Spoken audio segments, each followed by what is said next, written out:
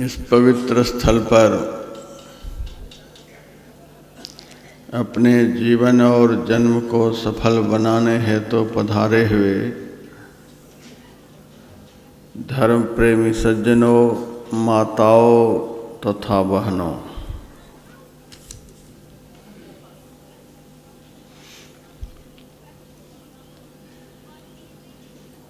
अभी हम लोग जहाँ बैठे हैं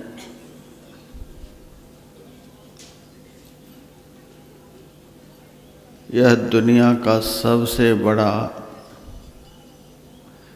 यज्ञ स्थल है।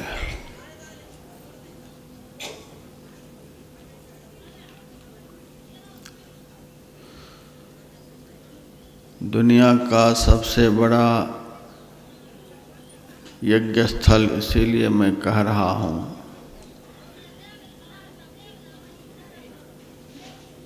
कि भगवान ने अर्जुन से कहा है, श्रेयान् द्रव्यमयाद् यज्ञाद् ज्ञान यज्ञः परन्तप सर्वं कर्माखिलं पार्थ ज्ञानं परिसमाप्यते।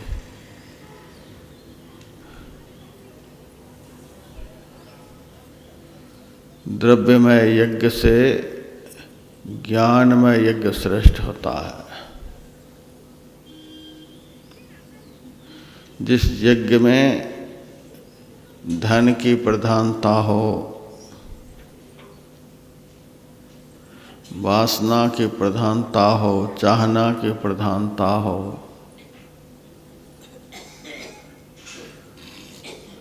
वह सब द्रव्यमय यज्ञ है।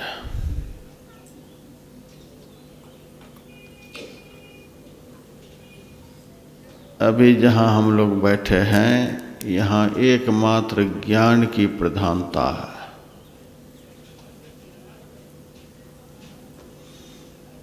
सर्वं कर्माखिलं पार्थ ज्ञाने परिसमाप्यते। ज्ञानमय यज्ञ के द्वारा समस्त बंधनदायक कर्मों का नाश हो जाता है।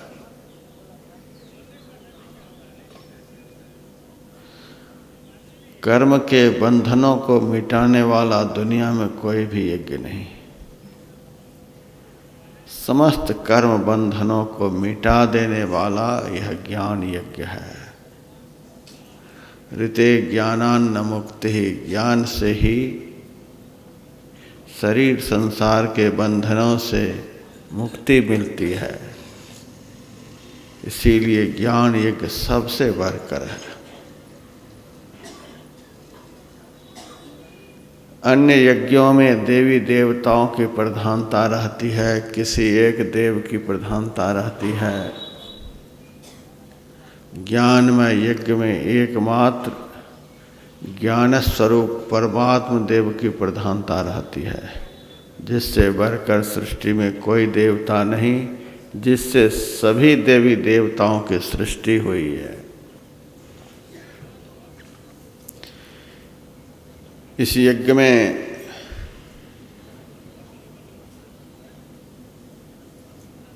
अंतरात्मा की पूजा होती है। जो सबकी आत्मा है उसकी पूजा होती है। शतपथ ब्राह्मण में लिखा हुआ है, आत्मयाजी आत्मा का यज्ञ करने वाला, आत्मयाजी श्रेयान् देवयाजिनः, देवताओं की उपासना करने वाला आत्मा की उपासना करने वाले भक्त से कनिष्ठ है। दैव यज्ञ करने वाला, देवी देवताओं से संबंधित यज्ञ करने वाला आत्म यज्ञ करने वाले से कनिष्ठ होता है। आत्म यज्ञ करने वाला समस्त यज्ञ करने वालों से श्रेष्ठ होता है।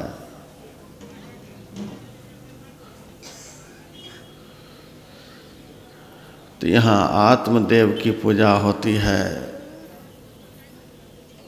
सबसे जो प्रधान देव हैं उनकी पूजा होती है। इस यज्ञ के द्वारा अपना ज्ञान होता है, अपने से संबंधित परमात्मा का ज्ञान होता है, धर्म का ज्ञान होता है, सत्य का ज्ञान होता है। यानी जिस ज्ञान से जीव मात्र का परम कल्याण होता है, उस ज्ञान की प्राप्ति यहाँ होती है, उस तत्व की प्राप्ति यहाँ होती है। कुंभ के मेले में इस बार तो बहुत कम कुछ देखने को मिल रहा है, नहीं तो दुनिया भर का यज्ञ जगह जगह होते रहता है। कहीं विष्णु महायज्ञ, कहीं रुद्र महायज्ञ, कहीं सतचंडी महायज्ञ, और भी बहुत तरह के यज्ञ होता ही रहता है। यज्ञ में बहुत सारे यजमान भाग भी लेते हैं, लेकिन किसी भी यजमान का कोई भी कुकृत्य नहीं छूटता है। सिगरेट पीने वाले यजमान सिगरेट पीते ही रहते हैं, तंबाकू खाने वाला यजमान तंबाकू खाते ही रहते हैं,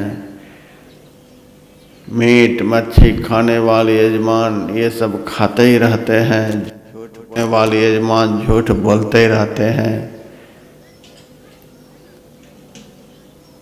केवल जब तक स्वाहा स्वाहा चलता रहता है तभी तक यह सब बंद रहता है। जो सब कुकृत्य पहले से करते आ रहे हैं, यज्ञ की समाप्ति के बाद फिर उसी में लग जाते हैं। अभी जिस ज्ञान में यज्ञ में आप लोग बैठे हैं, समस्त कुकृत्यों का सर्वनाश कर देने वाला यह यज्ञ है।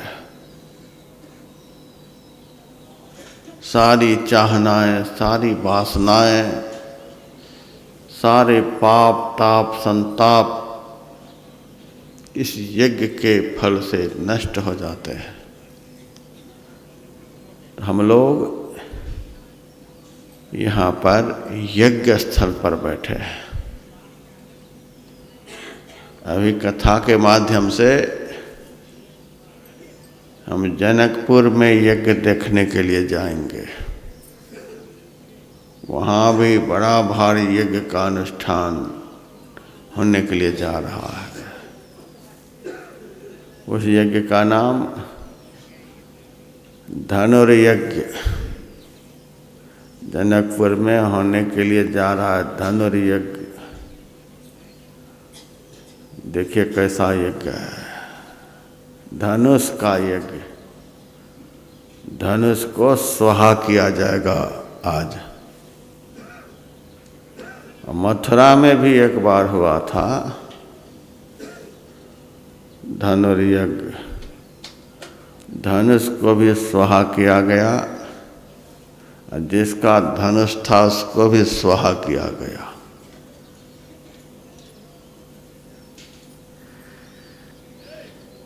जनकपुर के धनुर्यज्ञ को आज स्वाहा किया जाएगा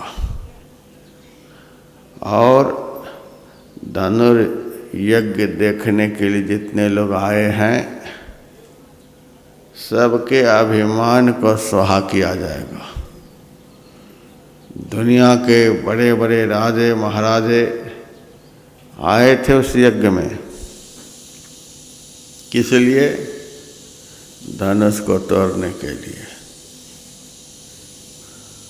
धनुष तोड़ना क्यों चाहते थे?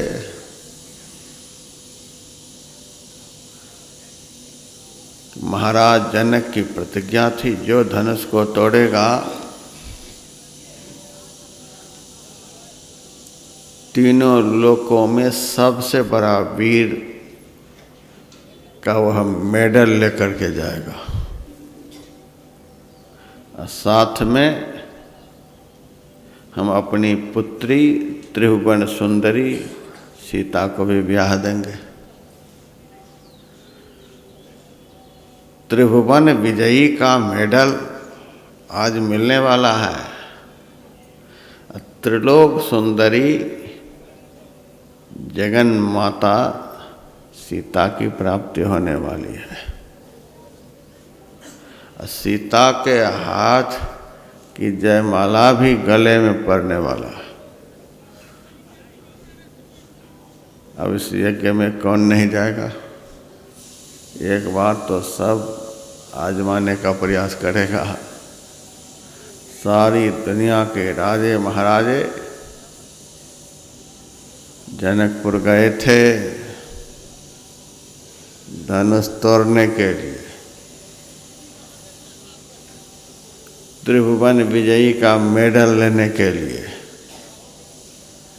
सीता जी का वरण करने के लिए, जयमाला पहनने के लिए।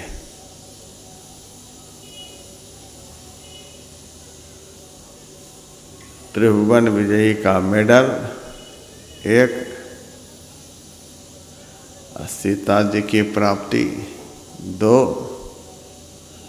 गले में जयमाला तीन। देखिए तीन तीन चीज धनुष टूटने के बाद जनकपुर में मिलने वाली है। वहाँ के राजा को मिले नहीं मिले, अभी जिस यज्ञ में आप लोग आए हुए हैं, मैं तो गंभीरता से जब इस यज्ञ पर विचार करता हूँ तो लगता है कि हम लोग भी धनुर्यज्ञ में ही आए, सब धनुष तोड़ने के लिए आए, और मेडल लेने के लिए भी आए। बहुत बड़ा मेडल मिलने वाला है। और सीता जी को भी प्राप्त करने के लिए आए हैं। सीता जी के हाथ में जो जयमाला है वह भी पहनने के लिए आए हैं। और विचार करके देखा जाए तो उससे भी बड़ा यज्ञ यहाँ हो रहा है। महाराज जनक ने जो धनुर्यज्ञ किया था तो उस धनुष को केवल एक ने ही तोड़ पाया और किसी से हिला तक नहीं। केवल एक को सीता की प्राप्ति हुई, केवल एक के गले में जयमाला पड़ी है। अब बाकी तो हाय हाय करते चले गए। यहाँ जितने भक्त बैठे हैं,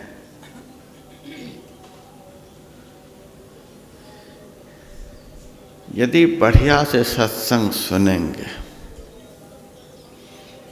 अच्छी तरह से ध्यान लगाएंगे,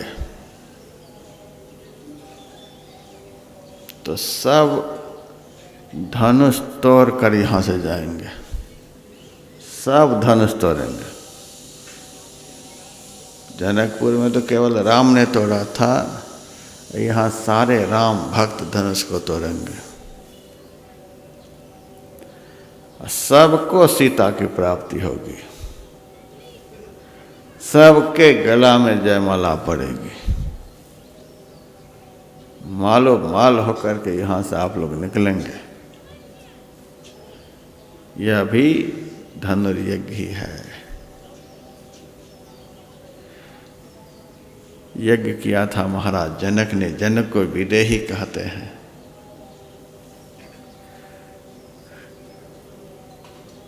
इस यज्ञ का अनुष्ठान गुरु महाराज की कृपा से हुआ है। गुरु महाराज भी विदेह मुक्त हैं, विदेही हैं। देह की तो एक आकृति यहाँ रखी गई है, बाकी तो ये देह से रहित हैं। गुरु महाराज की कृपा से इस यज्ञ का अनुष्ठान हुआ है और सभी भक्त लोग इस यज्ञ में आए हैं धनुष तोड़ने के लिए। जनकपुर में जो धनुष था वह धनुष किसका था? शिव जी का। सो पुरारी को दंड कठोरा, शिव जी का धनुष था। शिव जी किस विकार के देवता हैं? अहंकार के देवता। जिसको अहंकार हो गया है उसके अहंकार को तोड़ने वाले देवता शिव जी हैं। तो शिव जी का वह धनुष था, वह प्रत्यक्ष अहंकार था। शिव जी का धनुष अहंकार था। अहंकार को तोड़ना सब किसी के वश की बात नहीं। गुरु महाराज आप सारे भक्तों को यहाँ बुलाए हैं कि अपने अंदर के अहंकार को खत्म करो। ध्यान लगा रहे हैं, सत्संग कर रहे हैं, सब यहाँ बैठ करके अहंकार को तोड़ रहे हैं, अहंकार को खत्म कर रहे हैं। बहुतों का खत्म हो भी गया है। जनकपुर में जितने राजे महाराजे थे सब आंठ दिखला रहे थे, नहीं टूटा तो भी कूद मचा रहे हैं। लेकिन यहाँ पर देखिए सब शांत हैं, किसी के मन में कोई अहंकार नहीं है कि हम भंडारा कर रहे हैं, हम इतना दान कर रहे हैं, हम ये कर रहे हैं, हम वो कर रहे हैं। सेवा सब कर रहे हैं, लेकिन अहंकार किसी के मन में नहीं है। देखिए तो कैसे कैसे योद्धा यहाँ बैठे हैं, अच्छे अच्छे लोग। रात में मैं देखता हूँ पूड़ी बेलते हैं, अच्छे अच्छे घर की माइयाँ सब्जी काटती हैं, झाड़ू लगाते हैं। जम्मू से चेयरमैन आए हैं, अभी पद पर हैं, और उनको मैं देखता हूँ सुबह सुबह झाड़ू लगाते हैं। क्या कहेंगे? है अहंकार। अहंकार रहेगा तो चेयरमैन झाड़ू लगाएगा? किसी के अंदर कोई अहंकार नहीं। जो कुर्सी पर भी बैठे हैं उनके भी मन में यह नहीं है कि हम बड़े हैं। अब किसी को घुटने में प्रॉब्लम है, कमर में प्रॉब्लम है, वृद्ध शरीर है, व्यवस्था से जीने वाले लोग हैं, तो जैसे तैसे उनके लिए भी व्यवस्था है। लेकिन यह अहंकार की बात नहीं। और जो दरी पर बैठे हैं उनके भी मन में कोई घुटन नहीं है कि हम छोटे हैं इसीलिए दरी पर बैठे। ऐसा स्थान मिलेगा दुनिया में कहीं? ऐसा यज्ञ देखने को मिलेगा? समाज में देखिए सब एक दूसरे को पीछे करने में लगे हुए, सबको पीछे करने में लगे हुए, हम आगे हो जाएं। सड़क पर भी मैं जाता हूँ, इतनी तेज गाड़ी को भगा रहा है, कोई नहीं अपने सामने गाड़ी को देखना चाहता है, सब आगे, सब आगे। यहाँ से निकलने के बाद अहंकार सिर पर सवार हो जाता है, धनुष माथे पर चढ़ जाता है। इस यज्ञ की क्या महत्ता है कि यज्ञ स्थल पर पहुँचते ही अहंकार रूपी धनुष सबका टूट जाता है। जब जनकपुर का धनुष टूटा तभी सीता जी का वर्ण हुआ। सीता क्या है? रामायण में लिखा हुआ है, सीता साक्षात भक्ति है, राम साक्षात ज्ञान है, लक्ष्मण जी वैराग्य हैं। भगत ज्ञान वैराग्य जनु सोहत धरे शरीर, यह लिखा हुआ है। तो सीता जी भक्ति हैं।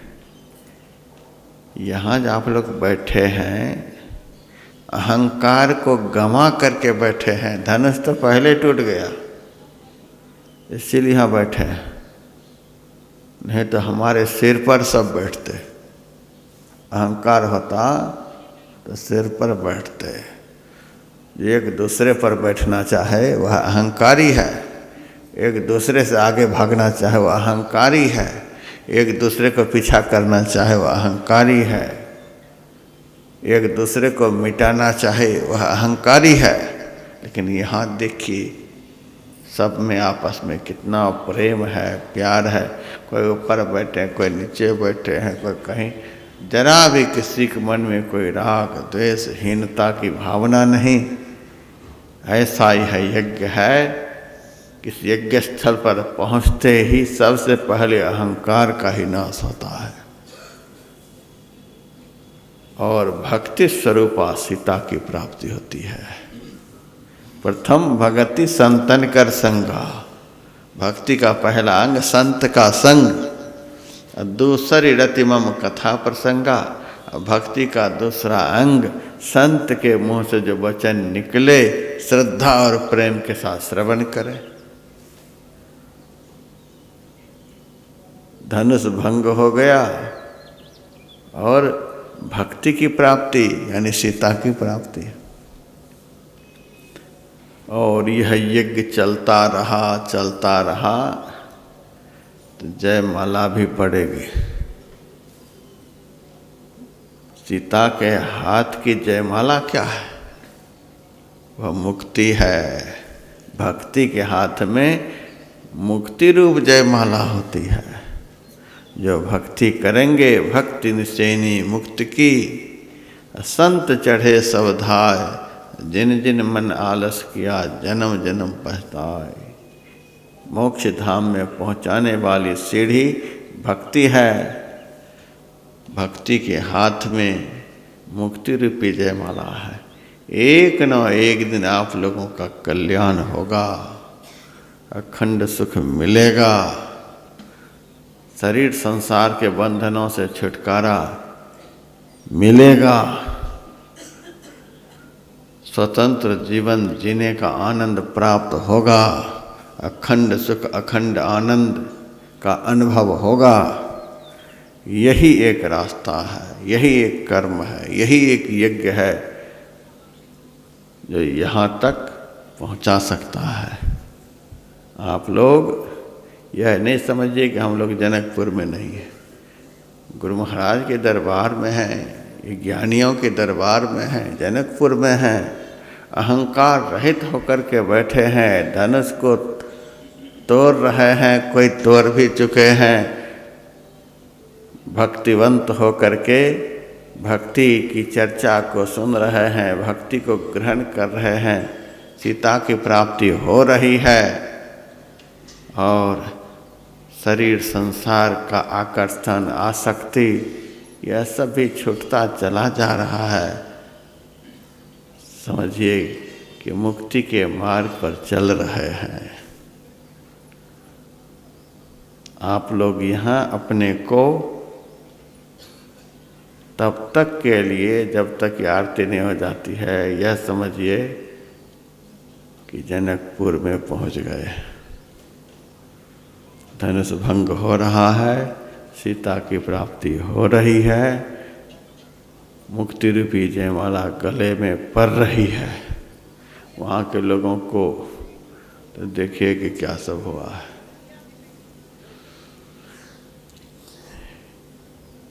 जनक जी ने सतानंद आदि ब्राह्मणों को भेजा है। दुनिया के बड़े बड़े राजे महाराजे यज्ञ स्थल पर पहुंच चुके हैं। विश्वामित्र मुनि को भी यज्ञ स्थल पर बुला करके ले आओ।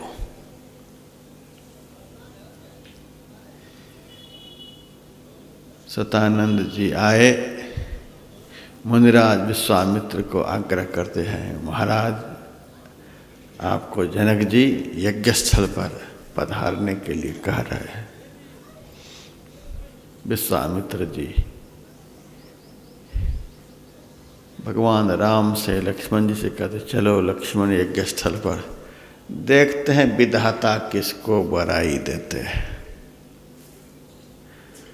तो राम जी तो कुछ नहीं बोले। लक्ष्मण जी कहते महाराज, विधाता उसी को बड़ाई देंगे जिनके ऊपर आपके जैसे सद्गुरु की कृपा होगी।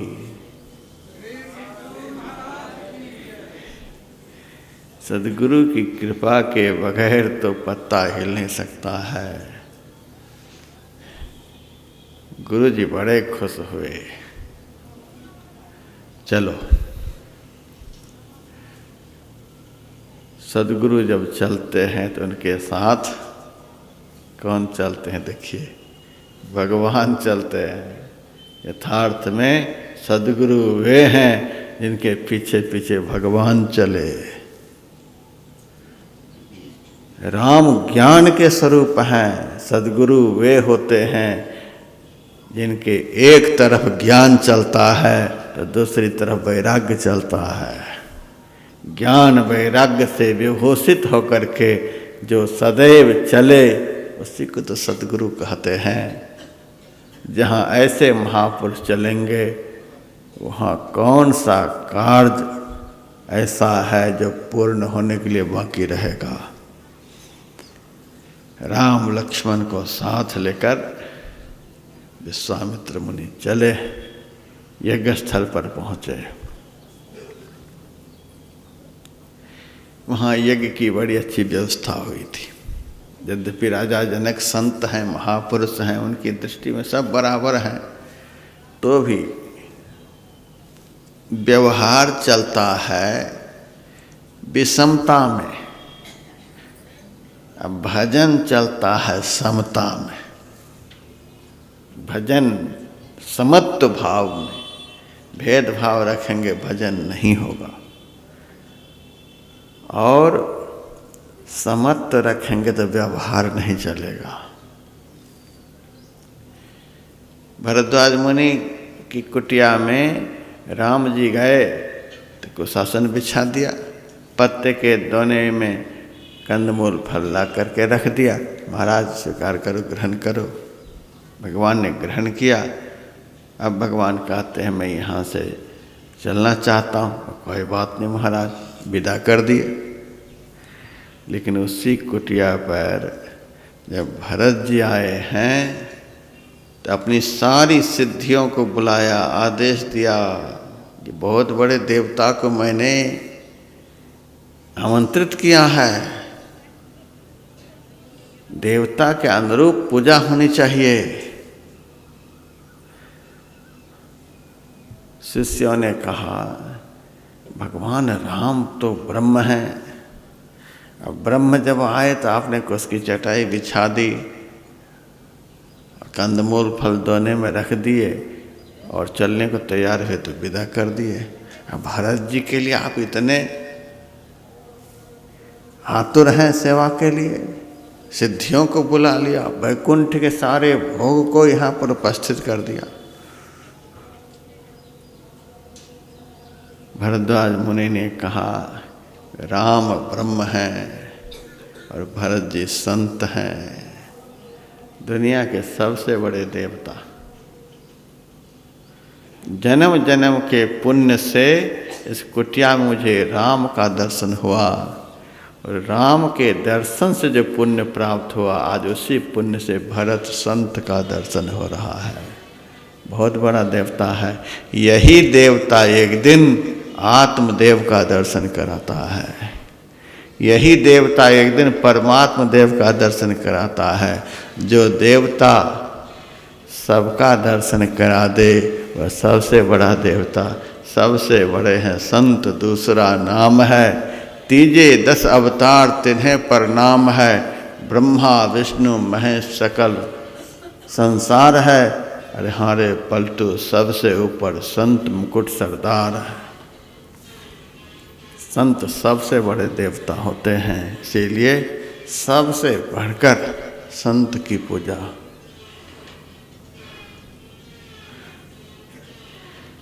तो जनक जी संत हैं, लेकिन भरद्वाज मुनि की तरह भरत जी के लिए कुछ और व्यवस्था, राम जी के लिए कुछ और व्यवस्था।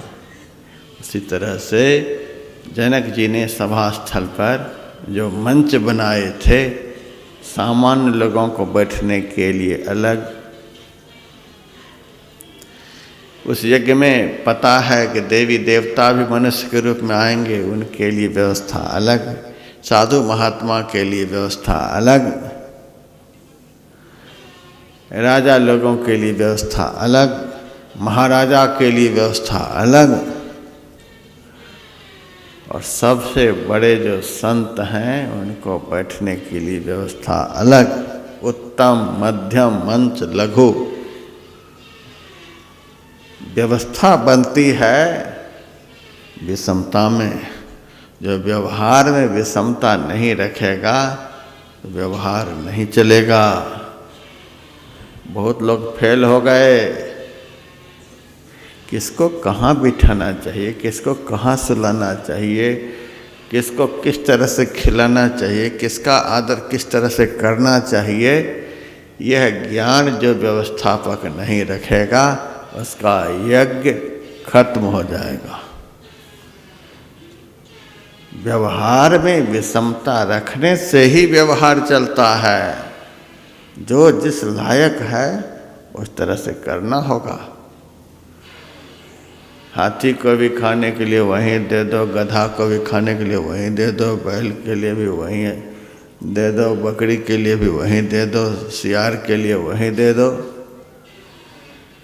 नहीं नहीं, व्यवहार विषमता में माता के साथ माता के एक व्यवहार होना चाहिए, पिता के साथ पिता के एक व्यवहार होना चाहिए, बड़े भाई के साथ बड़े भाई की तरह व्यवहार, छोटे भाई के साथ छोटे भाई की तरह व्यवहार, मित्र के साथ मित्र के जैसा व्यवहार, पुत्र के साथ पुत्र जैसा व्यवहार। अरे ब्रह्मज्ञानी है तो सबको एक ही तरह से गाय भैंस की तरह चला देंगे। जिनके साथ जैसा व्यवहार होना चाहिए। श्रीमदाद शंकराचार्य ने 3 सत्ता का ज्ञान दिया है समाज को, प्रातिभाषिक सत्ता, पारमार्थिक सत्ता और व्यवहारिक सत्ता। यह है व्यवहारिक सत्ता। राजा जनक ने व्यवहारिक सत्ता को सत्य मानकर यथा योग्य स्थान बना दिए हैं। बड़े बड़े राजे महाराजे पधारे, सबको बिठाने के लिए कर्मचारी लगे हैं, बिठाए हैं। जो जहाँ बिठाने के लायक सबको बिठा दिया गया है। सब राजे महाराजे देख रहे हैं, एक मंच अभी खाली है। सब मंचनते मंच एक सुंदर विशद विशाल, सारे मंच से ऊपर ऊंचा, सबसे सुंदर, सबसे विशाल, सबसे अधिक रमणीय वह खाली पड़ा हुआ। राजे महाराजे देखते हैं कि हम राजा लोग तो बैठ ही गए, महाराजा भी बैठ ही गए, ऋषि मुनि महात्मा भी बैठ ही गए, देवी देवता भी बैठ ही गए। इस मंच पर ये महात्मा जनक जी किसको बिठाएंगे? चारों तरफ देख रहे हैं, इस मंच पर बैठने वाला कौन है? तब तक उस सभा में विश्वामित्र मुनि जी राम लक्ष्मण को साथ लेकर के पधारे। राजा जनक अपने आसन पर से उतरे, बड़े आदर के साथ, आइए महाराज आइए। सब मंचनते मंचिक सुंदर विशद विशाल, मुनि समेत 2 बंधु कहाँ बैठा रे महिपाल। दोनों भाइयों के सहित मुनिराज विश्वामित्र जी को वहाँ बिठाए। महात्मा तो बहुत थे, लेकिन विश्वामित्र को सबसे ऊपर बिठाए।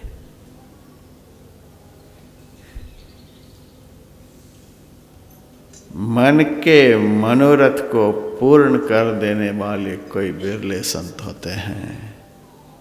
राजा जनक के मन में जो मनोरथ है, यह धनुष टूटे और हमारी पुत्री सीता का सुयोग्य वर वरण करे, यह मनोरथ। इस महान मनोरथ को पूर्ण करने वाले कौन हैं? जो इस महान मनोरथ को पूर्ण करने वाले हैं वे संत हैं, वे सद्गुरु हैं। उनका स्थान भक्त के हृदय में सबसे ऊपर होता है। मुनि समेत दो बंधु कहाँ बैठा रे महिपाल।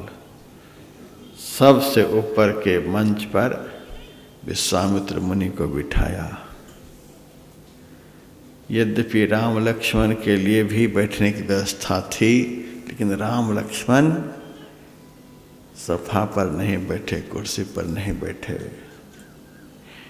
राम विश्वामित्र मुनि के दायां चरण को पकड़कर नीचे बैठे,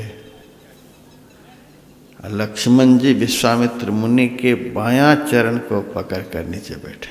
उनके चरणों में दोनों भाई। क्या यह दृश्य है कि संत के चरणों को पकड़कर भगवंत बैठे हैं, दुनिया को दिखला रहे हैं। यदि मुझे पाना चाहते हो, मुझे खुश करना चाहते हो, तो इस चरण को पकड़े रहो, इस चरण से प्रेम करो। पलटू साहब ने तो बड़ा कठोर शब्द में कहा, अयोध्या के बैरागियों ने जलती हुई आग में पलटू दास जी को जला दिया। ऐसे साफ सुथरे बोलने वाले महापुरुष हुए। संत चरण को छारी के पूजत भूत बैताल, पूजत भूत बैताल मोए पर भूते होई, जेकर जहमा जीव अंत को पावे सोई। देई देवा झूठ सकल यह मन के भ्रमना, यही भरम में पड़ा लगा है जीवन मरना। देई देवा सेई परम पद के ही न पावा, भैरो दुर्गा शिव बांध के नरक पठावा। पलटू अंत घसीटी हैं चोटी धरी धरी काल, संत चरण को छारी के पूजत भूत बैताल। बड़ा विलक्षण चरण है, इन चरण को भगवंत पकड़े रहते हैं। संत से भगवान छोटे हो गए सो बात नहीं। भगवंत दुनिया को शिक्षा देने के लिए मुझे पाना चाहते हो तो इस चरण को पकड़ो, यह भाव है। इस चरण को पकड़े बगैर मुझे कोई नहीं पा सकता है। भव सागर की नाव शुद्ध संतन के चरण, तुलसीदास प्रयास बिनु मिलहि राम दुख हरण। दोनों बैठ गए चरणों को पकड़कर।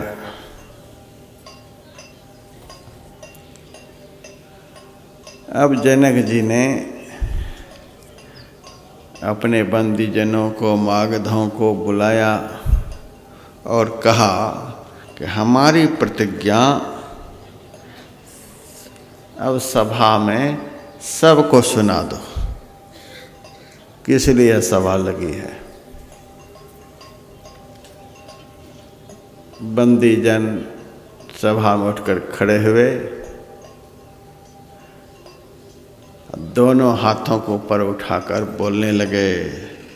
बोले बंदी बचन बर सुनो सकल महिपाल, पन विदेह कर कहीं हम भुजा उठाए विशाल। अब राजा जनक की प्रतिज्ञा हम विशाल भुजा को उठाकर सुना रहे हैं। नृप भुज बल विधु शिव धनु राहु, गरुड़ कठोर विदित सब काहू।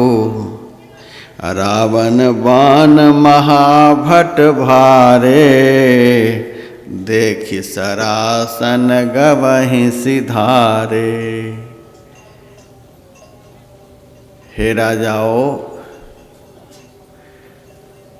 आपकी भुजा का बल जो है वह चंद्रमा के समान है। कितना सुंदर शब्द का प्रयोग बंदीजन। नृप भुज बल विधु, हे राजाओं आपके भुजाओं का जो बल है वह चंद्रमा के समान है। और शिव जी का जो यह धनुष सामने दिख रहा है, शिव धनु राहु, ये राहु ग्रह यहाँ पर बैठा हुआ है। गरुड़ ये बहुत भारी है, कठोर वज्र के समान है, ऐसा संसार में विख्यात है। ये धनुष के विषय में सब जानते हैं ये ऐसा है। आप तो बाद में महाराज पधारे हो, आपसे पहले रावण भी यहाँ आया था, बाणासुर भी आया था। बाणासुर के पास 2000 भुजा, 200 भुजा, और रावण के पास 20 भुजा। रावण ने तो थोड़ा बहुत प्रयास किया था, खूब हाथ पैर मार करके देख लिया, जरा सा भी नहीं हिला। और आखिर में इस धनुष को प्रणाम करके रावण चला गया।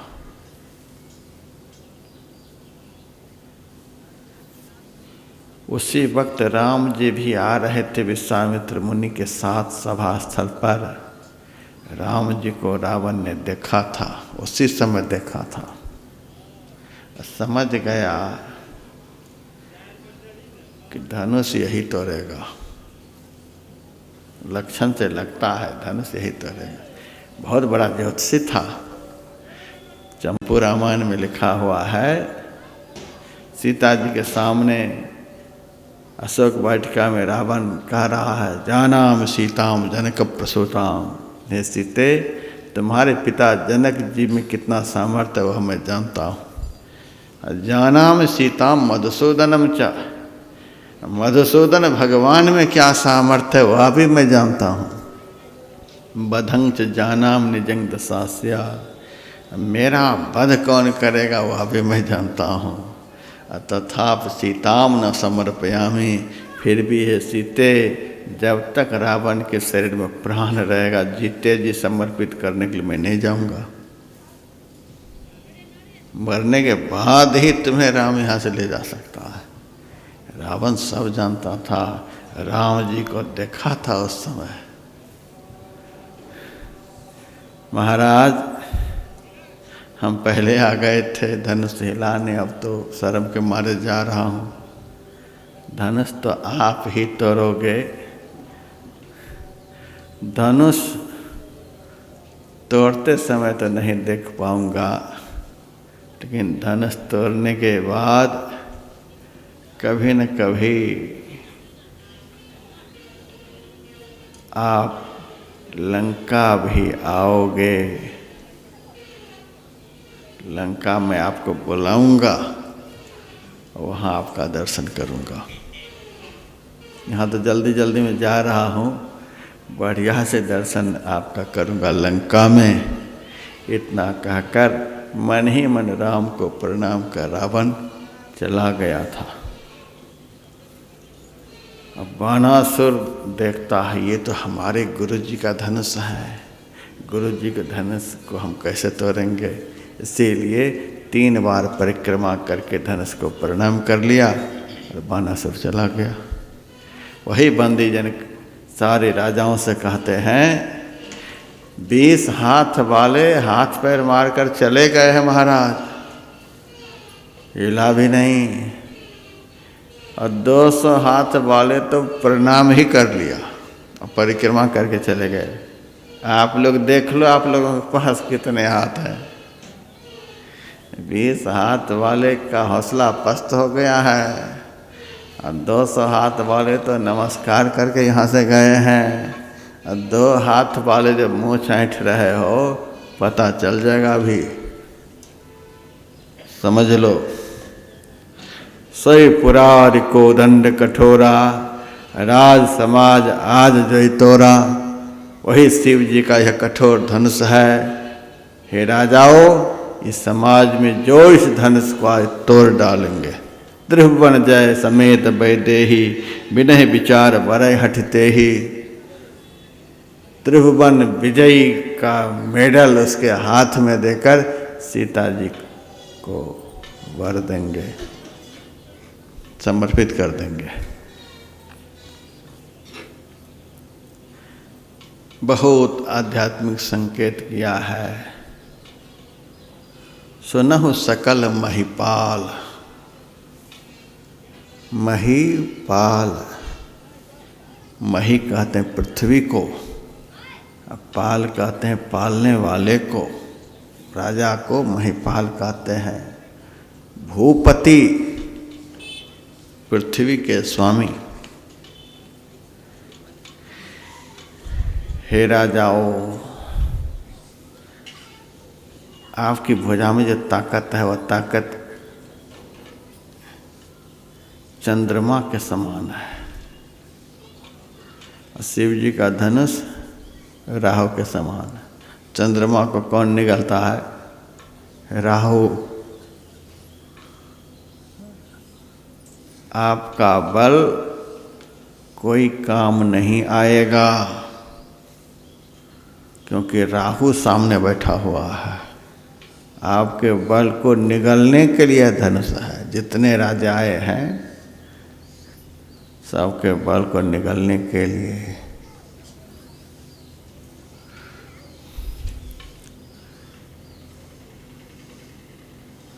तुम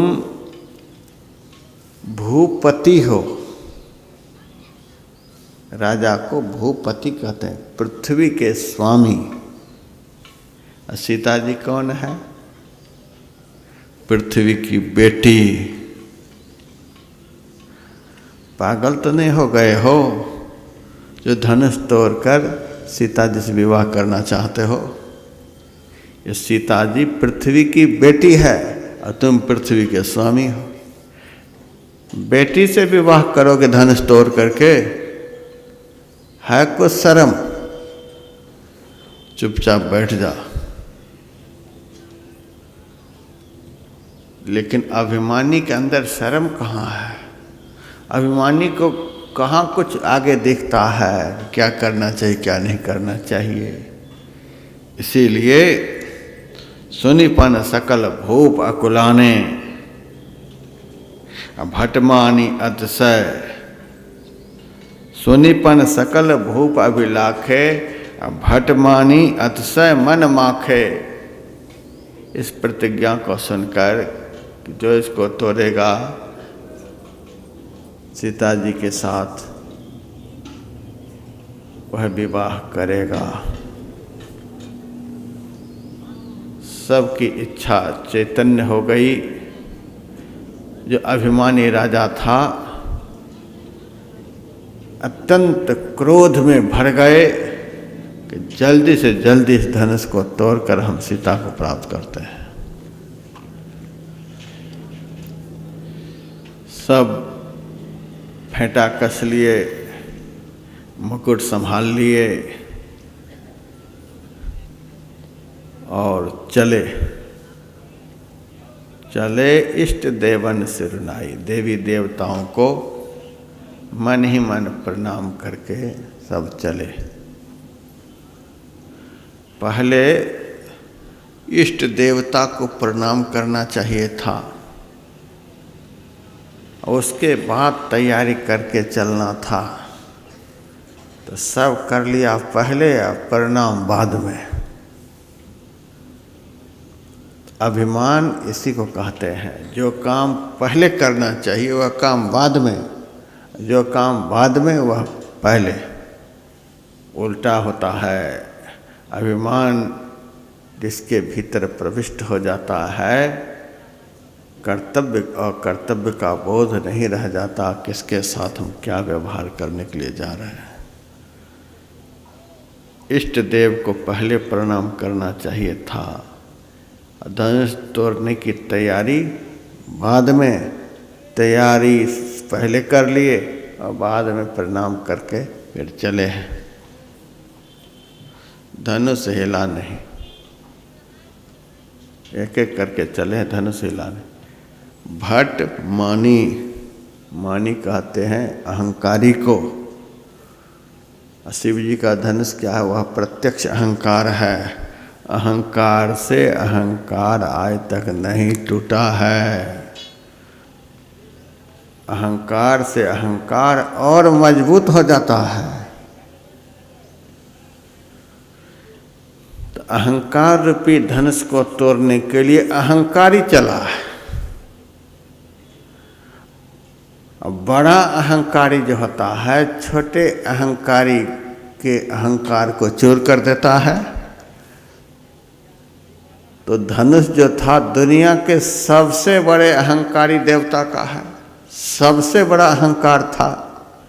इसीलिए छोटा अहंकार वाला जाता गया और उसके अहंकार को खत्म करते गए। बड़ा अहंकारी छोटे अहंकारी के अहंकार को खत्म कर देता है। सबका अहंकार खत्म होता गया, चूर हो गया अहंकार। एक एक करके जब हार गए तब रामायण में लिखा हुआ है, भूप सहस 10 एक ही 12 लगे उठावन टरैन टारा।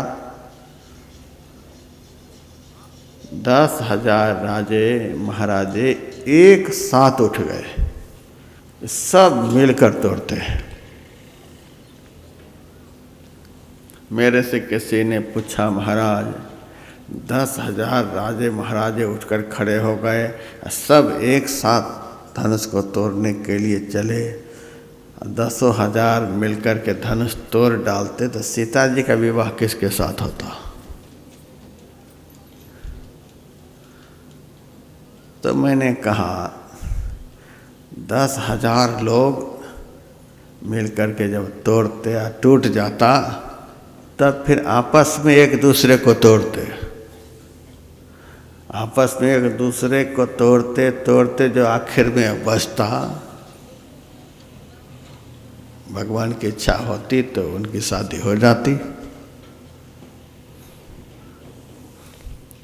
तो ये राजे इकट्ठे नहीं हुए थे, सारा अहंकार इकट्ठा हुआ था। 10,000 एक साथ होकर गए तो थे, लेकिन सबके मन में यह है कि हम सीता के साथ विवाह करेंगे, हम सीता के साथ विवाह करेंगे। देखने के लिए तो सब इकट्ठे हुए थे, लेकिन एक नहीं हुए थे।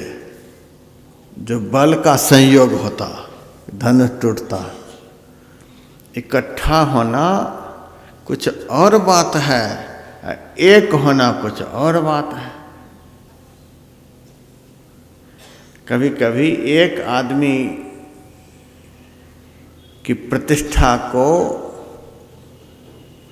कम करने के लिए सैकड़ों लोग खड़े हो जाते हैं, सैकड़ों एक होकर के दिखलाते हैं, सब इतने मिलकर के इस एक को हम खत्म कर देंगे। तो एक होना कुछ और बात है और इकट्ठा होना एक बात है। तो सब इकट्ठा हुए हैं, एक नहीं हुए, इसीलिए टूटा नहीं है।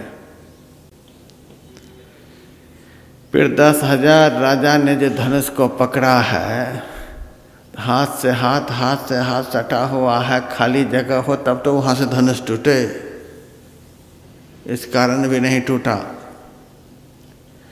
मानस शंका समाधान में यह लिखा हुआ है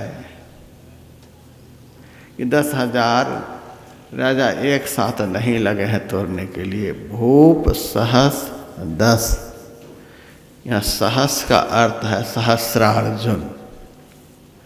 सहस्रार्जुन भी आया था धनुष तोड़ने के लिए।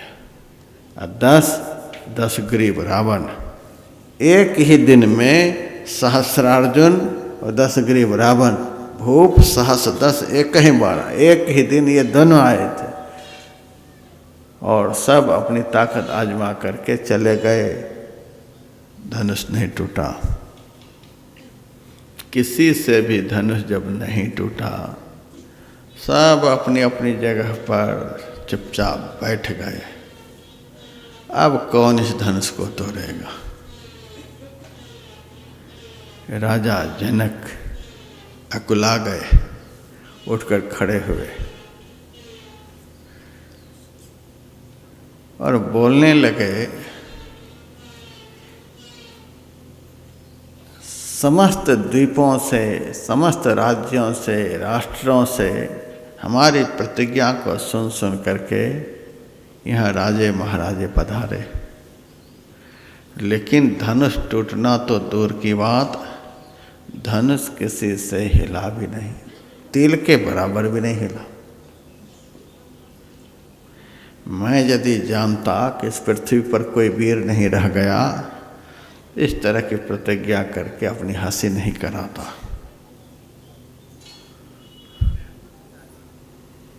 महाराज, अब आप लोगों से हमारी प्रार्थना, अब हमारी लड़की की शादी विधाता ने नहीं लिखी है, अब कुमारी रहेगी तो कोई बात नहीं, अपनी प्रतिज्ञा को तो मैं अब टाल नहीं सकता। अब आप लोग तजहु आस, सीता को ब्याहने की जो मन में आस है इसको छोड़ो, निज निज गृह जाओ, आस छोड़ करके सब अपने अपने घर जाओ।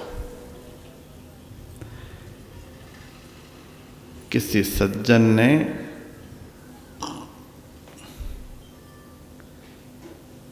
संत तुलसीदास जी महाराज से पूछा, इतने बड़े महाज्ञानी जनक जी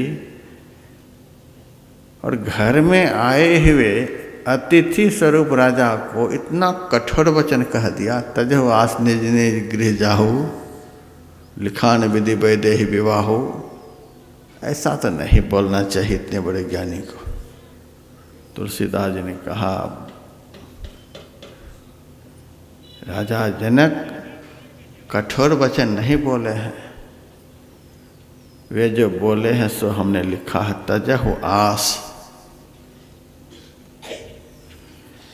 यदि अहंकार रूपी धनुष को तोड़ना चाहते हो, अब भक्ति स्वरूपा सीता को वरण करना चाहते हो, और जीवन का सबसे महत्वपूर्ण फल जो मोक्ष है उसको पाना चाहते हो, तो तजहु आस, संसार के विषय वासनाओं की आस को छोड़ दो, निज निज गृह जाओ, सब अपने अपने घर में चले जाओ।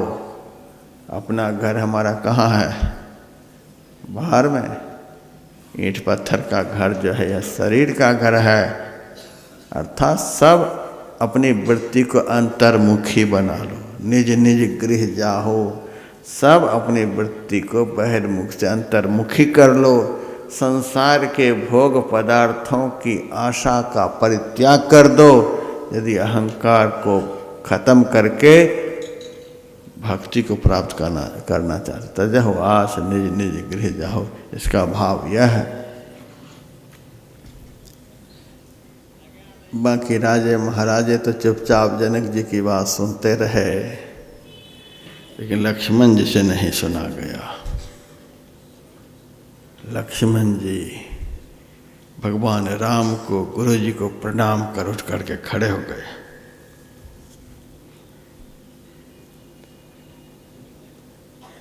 और बोलने लगे, मैं अभिमान के साथ नहीं बोल रहा हूं, मेरे दिल में अभिमान नहीं है, बोलने में इतना सचेत हैं, कठोर वचन बोल रहे हैं, लेकिन वाणी में गांभीर्य है। अभिमान से नहीं बोलता हूँ, स्वभाव से बोलता हूँ। स्वभाव यही है कि आप लोगों को पता है कि लक्ष्मण जी सर्पों का राजा है, शेषनाग का अवतार। संसार में जितने भी जीव जंतु हैं, सबसे अधिक क्रोध सांप में होता है। अहंकार से नहीं बोलता हूँ, हमारा स्वभाव ही ऐसा है, संकेत तो लक्ष्मण जी का वही है स्वभाव से। यदि राम जी का आदेश प्राप्त हो जाए, राम जी हमें आदेश दे दें, तोरों छत्रक दंड जिमी, बरसात में गोबर के ऊपर एक सफ़ेद रंग का, अब तक कुसुम की खेती होती है जहाँ तहाँ, उसी तरह का होता है, थोड़ा सा भी हाथ लग जाए तुरंत टूट जाता है, उसी को कहते हैं छत्रक दंड। बरसात के समय में जो एक छत्ता की तरह जमीन से पैदा लेता है, उसमें कोई जान नहीं होती है, इस धनुष को मैं उसी तरह से तोड़ डालूं, लेकिन अपने सामर्थ्य से नहीं। यदि राम की कृपा हो जाए, राम की आज्ञा हो जाए, तो इतना बड़ा कार्य को मैं इतने आसानी से कर डालूं। यदि जीवन में परमात्मा की कृपा हो जाए तो अहंकार रूपी धनुष को तोड़ना जो महान कार्य है, यह आसानी से कोई तोड़ सकता है। आपकी आज्ञा हो तो मैं ऐसा कर दूं, आपकी आज्ञा हो तो ऐसा मैं कर दूं। लक्ष्मण जी जब इस तरह से क्रोध युक्त होकर के बोले तो डगमगान मह दिग्गज डोले, धरती हिलने लगी, दिशाओं के हाथी हिलने लग गए, और सभा में जितने लोग बैठे थे सब हिलने लग गए। अब धरती हिलेगी तो धरती पर बैठने वाला तो हिलेगा ही। लक्ष्मण जी के क्रोध को देख करके सब हिलने लग गए, लेकिन 3 नहीं हिल रहे। सब तो हिल रहे लेकिन 3 नहीं हिल रहे। वे कौन? भगवान राम अपने आसन से नहीं हिल रहे, राम के सदगुरु विश्वामित्र मुनि भी नहीं हिल रहे हैं, और शिव जी का धनुष भी नहीं हिल रहा है। ये तीनों स्थिर हैं।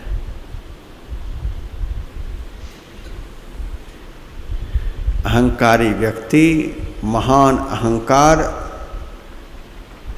तीनों लोगों को संत्रस्त कर देने वाला अहंकार भी संत के मन को हिला नहीं सकता है। भगवंत के अंदर हलचल पैदा नहीं कर सकता है, और अपने अंदर जो भयंकर अहंकार बैठा हुआ है, अहंकार से वह अहंकार नहीं हिल सकता है।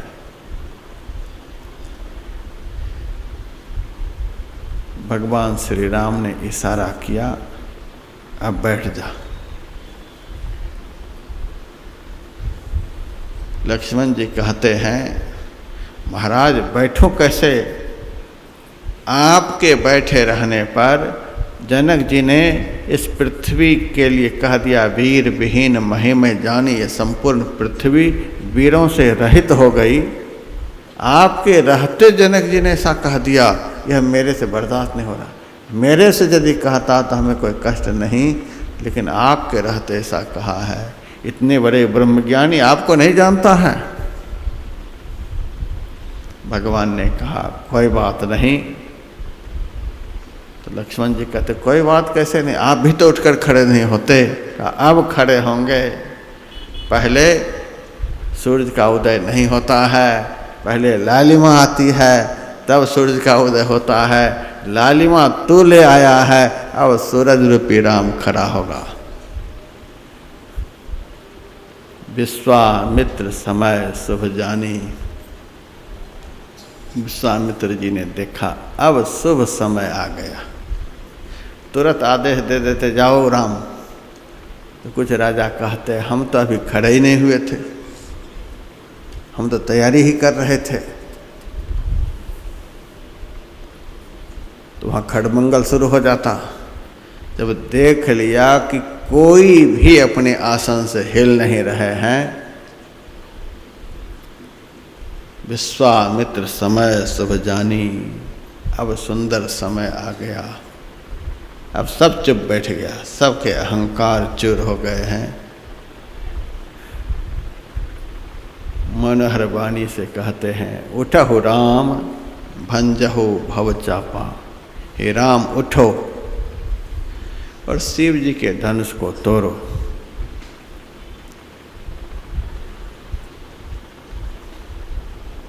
मेटहु तात जनक परितापा। जनक जी के अंदर जो बहुत बड़ा संताप है कि इस धनुष को कोई भी नहीं तोड़ सका, सीता जी का विवाह अब कैसे होगा। तो राजा जनक के अंदर के संताप को आप दूर करो। कितना सुंदर भाव है। राम के अंदर में कोई अभिमान है ही नहीं। निरभिमानी व्यक्ति के सामने अहंकारी टिक नहीं सकता, वहाँ अहंकार रह ही नहीं सकता। राम जी के अंदर में कोई अभिमान नहीं, कोई हलचल नहीं। गुरु जी कह रहे हैं, हे राम अब उठो, शिव जी के धनुष को तोड़ो। अपने मन में कोई इच्छा नहीं है और जनक जी के अंदर के दुख का हरण करो। गुरु जी का आदेश हुआ तो गुरु जी को प्रणाम कर भगवान राम उठकर खड़े हुए तो पहले गुरु को प्रणाम किया और जब चले तोड़ने को तो गुरु को प्रणाम करके चले। बाकी सब राजा महाराजा सारा सब कर्म कर लिया। उसके बाद इष्ट देव को नमस्कार किया और समस्त इष्ट के जो बाप संत हैं उनकी तरफ तो देखा ही नहीं। राम जी उठते हैं तो गुरु को प्रणाम करते हैं, गुरु को प्रणाम करके उठे।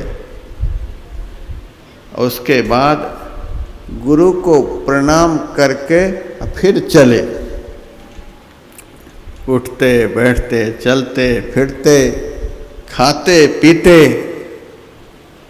जो गुरु में श्रद्धा रखेगा, गुरु में प्रेम रखेगा, गुरु का चिंतन करता रहेगा, गुरु का ध्यान करता रहेगा, उसके सामने अहंकार रूपी धनुष ठहर नहीं सकता है। वो उसी से अहंकार खत्म होगा जो 2400 घंटे अहंकार रहित संत का चिंतन करता रहेगा। नहीं तो अहंकार जल्दी नहीं टूटता है। आप लोगों को पता होगा कि अहंकार कहाँ रहता है। 3.5 हाथ का आप लोगों का शरीर है। 3.5 हाथ के शरीर में अहंकार कहाँ रहता है। काम क्रोध लोभ मोह मद मात्सर्य ये 6 विकार हैं। कोई विकार हृदय में, कोई वक्षस्थल में, कोई नाभि में, कोई भुजा में, कोई कंठ में। सभी विकारों का अलग अलग स्थान है। ईर्ष्या विकार जो है, दूसरे को देख करके जलना, कैसे इसका सत्यानाश हो जाए। ईर्ष्या विकार का निवास समस्त प्राणियों की आँख में। वो 4 मंजिल मकान बना लिया, ये कैसे बना लिया। हमारा तो 3 ही है, हमारा तो 2 ही है। उनका लड़का IAS कंप्लीट कर गया, हमारा तो बार बार LLB में भी फेल कर रहा है। दूसरे को देख देख करके ईर्ष्या विकार जागृत।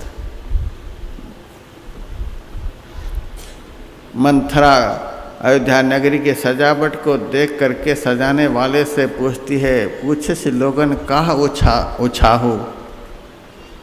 इस नगरी की जो सजावट हो रही किस लिए, कोई बड़ा त्योहार तो है नहीं।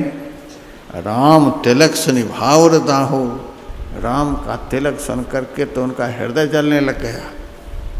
देख करके आँख में ईर्ष्या विकार।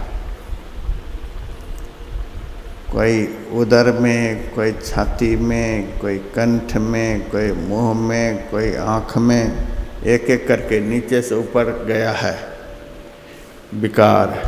आँख में ईर्ष्या, सबकी खोपड़ी पर अहंकार, सबसे ऊपर अहंकार का स्थान है। तो अहंकार विकार जाएगा कैसे? किसी के माथे पर बहुत भारी वजन हो, वो वजन हल्का होगा कैसे? सिर को झुकाएगा तो वजन नीचे आ जाएगा। सिर को झुकाने से सिर के ऊपर जो बोझा है वह नीचे गिरेगा।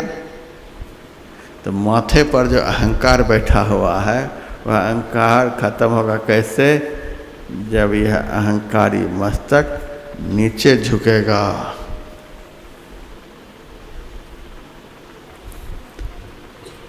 मेरे से पंजाब में एक सज्जन ने कहा, महाराज मेरे से बड़ा भारी पाप हो गया है। जब से वह पाप हुआ है कभी मन शांत नहीं होता, मैं दिन रात बेचैन रहता हूँ। मैंने कहा कौन पाप हो गया है? अरे महाराज मेरे द्वारा भ्रूण हत्या का पाप हो गया। गर्भस्थ बालक का वध करा देना यह भ्रूण हत्या है। मैंने कहा यह पाप हो गया तो आपका मन अशांत है? हाँ यही तो पाप है। करते समय पता नहीं चलता, जब हो जाता है तो आदमी को शांत नहीं रहने देता है। ये पाप है। तो आपने इस पाप को ख़त्म करने का कोई उपाय किया? हाँ महाराज बड़े बड़े तांत्रिक के पास गए। तांत्रिकों ने क्या कहा? 15 ठो मुर्गा मांगा, 10 बोतल शराब का मांगा, क्या क्या मांगा, इतना सब कुछ लाओ, तुम्हारे लिए अनुष्ठान करेंगे और तुम्हारे पाप को ख़त्म कर देंगे। पंडित जी के पास गए तो 1.25 मन चावल लाओ, तो ये लाओ वो लाओ, दुनिया भर का बता दिया। तो मैंने कहा ये सब किया कि नहीं किया? था बड़ा होशियार, सबके पास जा कर के लिस्ट तो ले लेता था, लेकिन करता था किसी के कहे अनुकूल नहीं। अब महाराज आपके पास आया हूँ, आप बताओ। मैंने कहा हम तो सबसे भयंकर उपाय बतलाएंगे, सबसे लंबा लिस्ट देंगे। आप महाराज क्या लोगे? मैंने कहा मेरी कुटिया में आपको आना होगा, कुटिया के अंदर मैं उपाय बतलाऊंगा, आपका पाप खत्म हो जाएगा। तो उपाय बताओ। उपाय यही है, अपने हाथ से अपना सिर काट करके उसी सिर के ऊपर पैर रख करके आप हमारी कुटिया में आओ, फिर मैं रास्ता बतलाऊंगा तुम्हारा पाप कैसे खत्म होगा। महाराज आप तो सबसे बड़ा जल्लाद निकले। अपने हाथ से अपना सिर काट कर उसी सिर के ऊपर पैर रख कर फिर कुटिया के अंदर आओ। यह तो घर है प्रेम का, खाला का घर नाही, शीश उतारे भुई धरे सो बैठे घर माही। महाराज आपकी बात तो समझ में नहीं आती। मैं तो आया था आपको साधु संत जान करके, आप तो कहते हो कि अपने हाथ से अपना सिर काटो। मैंने कहा सत्संग कभी सुने हो? सत्संग तो कभी सुना ही नहीं, इसलिए संत की वाणी को कैसे समझोगे? मैं क्या कहा? सिर काट लो अपने हाथ से। एक तो कोई काट नहीं सकता, यदि काट भी लेगा फिर हम कह रहे हैं कि उस सिर के ऊपर पैर रख कर के कुटिया में आओ। जब सिर कट ही गया तो फिर तुम जियोगे, फिर कैसे कुटिया में आओगे? तो रहस्य की बात है। शीश उतारे भुई धरे सो बैठे घर माही। अहंकार का निवास माथे पर होता है। अहंकार को कोई दूसरे के माध्यम से खत्म नहीं किया जाता है। इस अहंकारी सिर को संत के चरणों में काट करके गिरा दो। अहंकार को गंवा करके संत की शरण में आओ, फिर संत रास्ता बतलाएंगे। आपा अरपि बनो दासा है साधो। आपा कहते अहंकार को, सिर पर वह अहंकार रहता है। ये गर्व भरा मस्तक मेरा, प्रभु चरण धूल तक झुकने दे।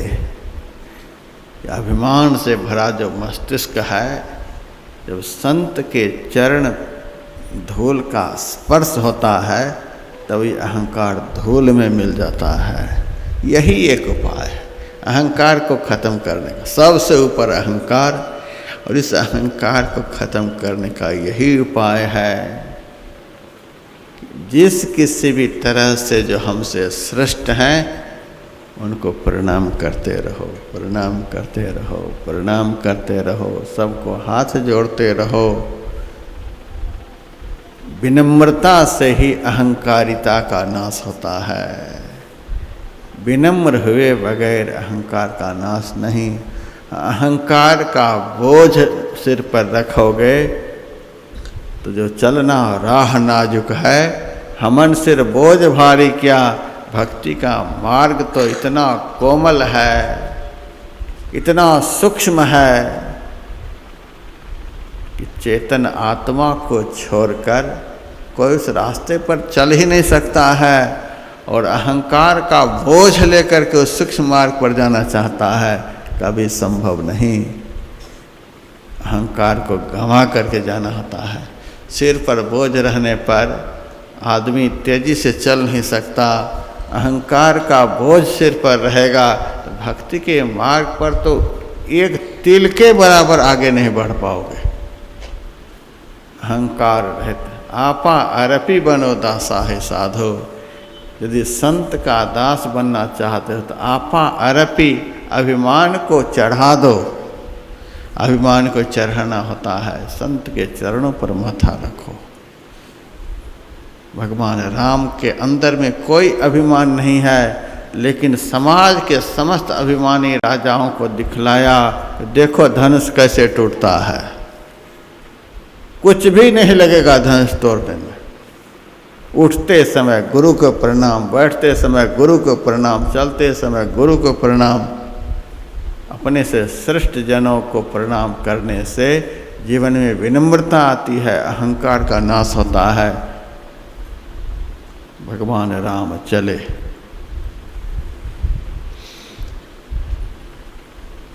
धनुष के पास पहुंच गए। जनकपुरवासी कहते हैं गुरु जी भी पागल हो गए। बड़े बड़े राजे महाराजे से तो धनुष हिला नहीं, और इस छोटा सा बालक को भेज दिया धनुष तोड़ने के लिए। थोड़ा सा हिल गया और उसी के नीचे यह बालक दब गया तो महा अनर्थ हो जाएगा।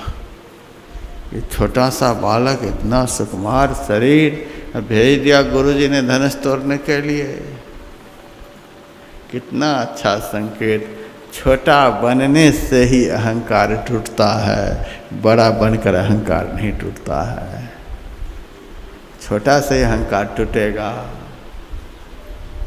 नानक नन्हा होए रहो, जैसे नन्हा दूब।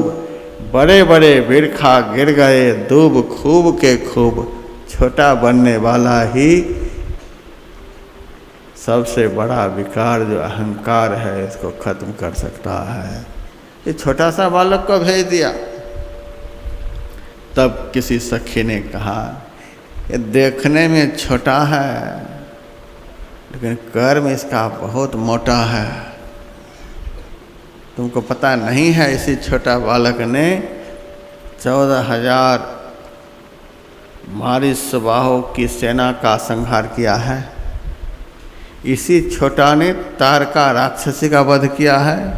इसी छोटा ने सुबाहों का वध किया है। इसी छोटा ने मारीच को बिना फल के बाण से 100 योजन की दूरी पर फेंक दिया है। इसी छोटा ने पत्थर बनी अहल्या का उद्धार किया है। छोटा देख करके यह नहीं समझना चाहिए कि इसका कर्म भी छोटा ही होगा। छोटा से भी बड़ा काम हो सकता है, बड़ा से भी छोटा भी काम नहीं हो सकता है। एक अंकुश को देखो कितना छोटा होता है, और ऐरावत हाथी को देखो कितना बड़ा होता है। छोटा सा अंकुश इतना विशाल का हाथी को बस में कर लेता है। अगस्त जी का शरीर कितना छोटा, अंजलि कितनी छोटी, और छोटी सी अंजलि से ही सारा समुद्र को उठा करके पी गए हैं। जब सूर्य का उदय होता है तो उस वक्त सूर्य एक थाली के बराबर दिखलाई देते हैं, लेकिन उदय होते ही तीनों लोकों का अंधकार खत्म हो जाता है। मंत्र का अक्षर भी बहुत छोटा होता है, 2 अक्षर का, 3 अक्षर का। एक अक्षर मंत्र भी होता है। मंत्र का अक्षर तो बहुत छोटा होता है, लेकिन ताकत कितनी है। मंत्र परम लघु जास बस, विधि हरिहर सुर सर्व, ब्रह्मा विष्णु महेश और समस्त देवी देवता उस छोटे से मंत्र के अक्षर के बस में होते हैं।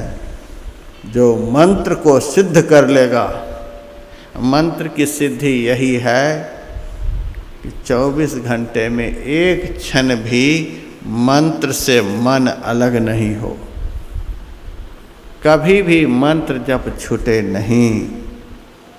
इस तरह का मंत्र जप जिनसे होता है तो उनका मंत्र सिद्ध हो जाता है। जिन्होंने मंत्र को सिद्ध कर लिया उसके बस में विधि हरि हर सुर सर्व, सब उनके बस। अक्षर तो मंत्र का 2 ही है, लेकिन सभी देवी देवता को बस में कर लेता है। इसीलिए सखियों, इस छोटे से बालक को देखकर यह मत समझना इसका कर्म भी छोटा ही होगा। जिस विधाता ने गौरवर्णा सीता को जन्म दिया है, उसी विधाता ने सीता के योग्य श्यामला वर भी बनाया है। मेरा विश्वास है समस्त राजाओं का अभिमान चूर करके राम जी धनुष को तोड़ेंगे।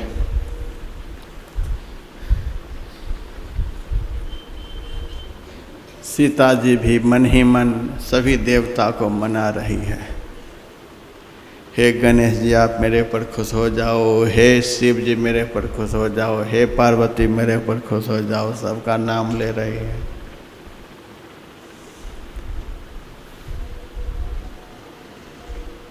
उसके बाद जब कोई भी देवी देवता पुकार सुनकर सामने आते ही नहीं, तब शिव जी के धनुष को ही पुकारने लग गई। हे शिव जी के धनुष, कोई देवी देवता तो हमारे पुकार को सुनते नहीं, अब आप ही पुकार सुनो, अब आपकी शरण में मैं हूँ।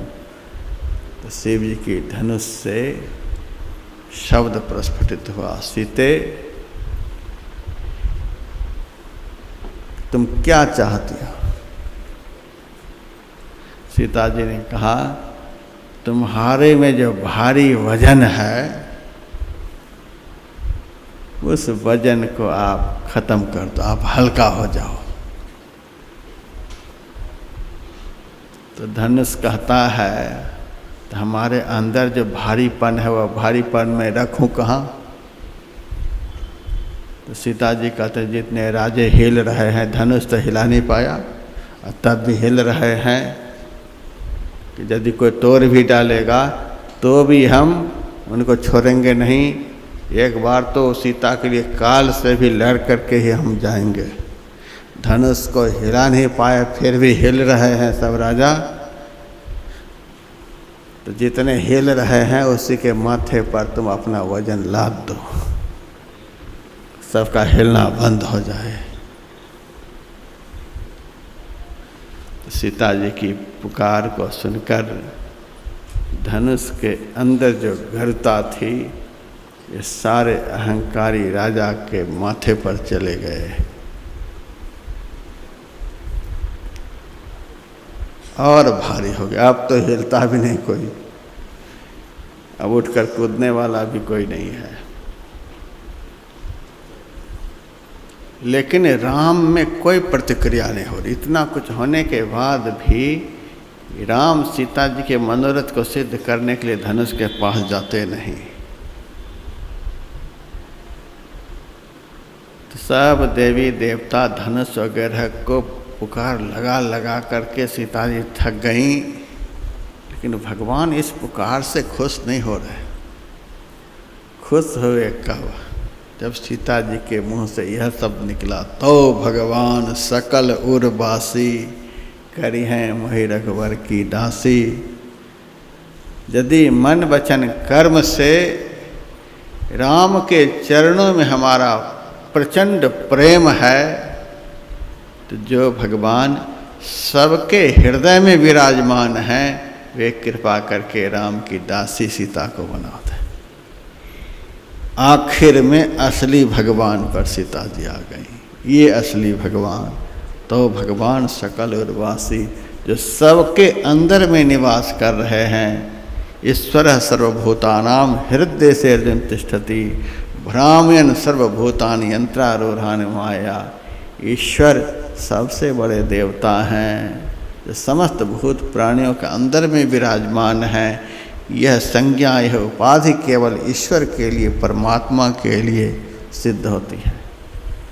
तो सबसे बड़े देवता सबके अंदर में, वे ही तो मनुष्य के रूप में प्रकट हुए हैं। जब राम की स्तुति होगी तभी तो राम खुश होंगे। आप गीत गा रहे हैं, किसी के नाम लेकर के खुश करना चाहते हैं किसी को, ऐसा थोड़े होता है। राम का नाम लेंगे तो राम खुश होंगे, कृष्ण का नाम लेंगे तो कृष्ण खुश होंगे, जिनका नाम लेंगे वे खुश होंगे। आप बनना चाहते हैं राम का और नाम ले रहे हैं किसी और का, तो कैसे उनका आप बनेंगे? इसीलिए राम चुपचाप खड़े हैं। राम में प्रतिक्रिया तब होती है जब राम का सिमरन, और राम का सिमरन इस तरह से रमन्ते योगिनः यस्मिन् इति रामः, जो सबके अंदर में रमन कर रहे हैं, तो भगवान सकल उर्वासी,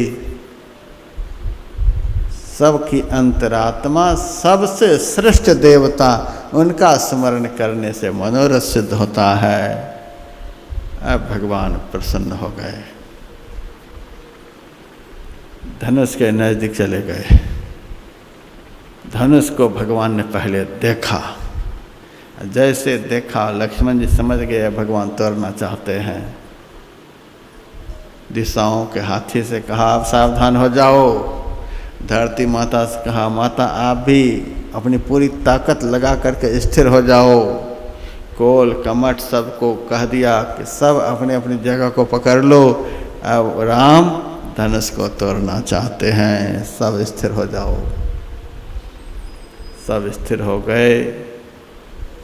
अब भी देखिए, गुरु ही प्रणाम मन ही मन कीन्हा। उठे तो गुरु को प्रणाम, चले तो गुरु को प्रणाम। अब धनुष को उठाने से पहले गुरु को प्रणाम। गुरु ही प्रणाम मन ही मन कीन्हा। क्या गुरु भक्ति है राम की। अति लाघव उठाए धनु लीन्हा। वह धनुष इतना हल्का हो गया गुरु की कृपा से। अहंकार जो सबसे भयंकर विकार है, वह ऐसे खत्म हो गया कि पता ही नहीं चला। अति लाघव उठाए धनु लीन्हा।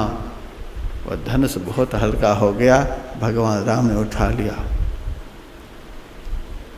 और धनुष के ऊपर डोरी भी चढ़ा दी। धनुष को लेकर के खड़े हो गए। इतना करने में इतना कम समय लगा कि कोई देख नहीं पाया कैसे उठाया, कैसे धनुष को चढ़ाया। अब देख रहे हैं राम को। गुरु की कृपा से इतना कठिन कार्य इतना कम समय में इतनी आसानी से हो जाता है। हमको तो पूरा भरोसा है। बड़े बड़े दिग्गज कुंभ में शिविर नहीं लगा पाए। शिविर लगा देंगे, कोरोना घुस गया तो सब किया कराया पानी हो जाएगा। कुछ ने लगाया भी तो कुछ और उद्देश्य से कि कुंभ का मेला जो है महात्माओं का बड़ा भारी सीजन है। सीजन में बहुत अच्छी कमाई होती है। इस उद्देश्य से तो वहाँ कोरोना घुस गया, कोरोना की करुणा हो गई, तो लगा हुआ पंडाल सब उखड़ गया। कलेक्टर जा कर के पंडाल को खाली करा दिए। कई एक जगह पंडाल खाली हो गए, पूरा वीरान हो गया कुंभ का मेला। तो लगा देंगे कुछ हो जाएगा तो, लेकिन हमको भरोसा है। गुरु प्रणाम मने मन कीन्हा, अति लाघव उठाए धन लीन्हा। किसी भी भक्त को मैंने आने से मना नहीं किया। जो मना भी कर रहे थे उनको भी बाय जबरदस्ती आई जाओ आई जाओ, किसी को हम मना करते ही नहीं। गुरु ही प्रणाम मन मन कीन्हा। अखंड गुरु कीर्तन हो रहा है यहाँ पर। जहाँ गुरु की करुणा है वहाँ कोरोना क्या कर सकता है।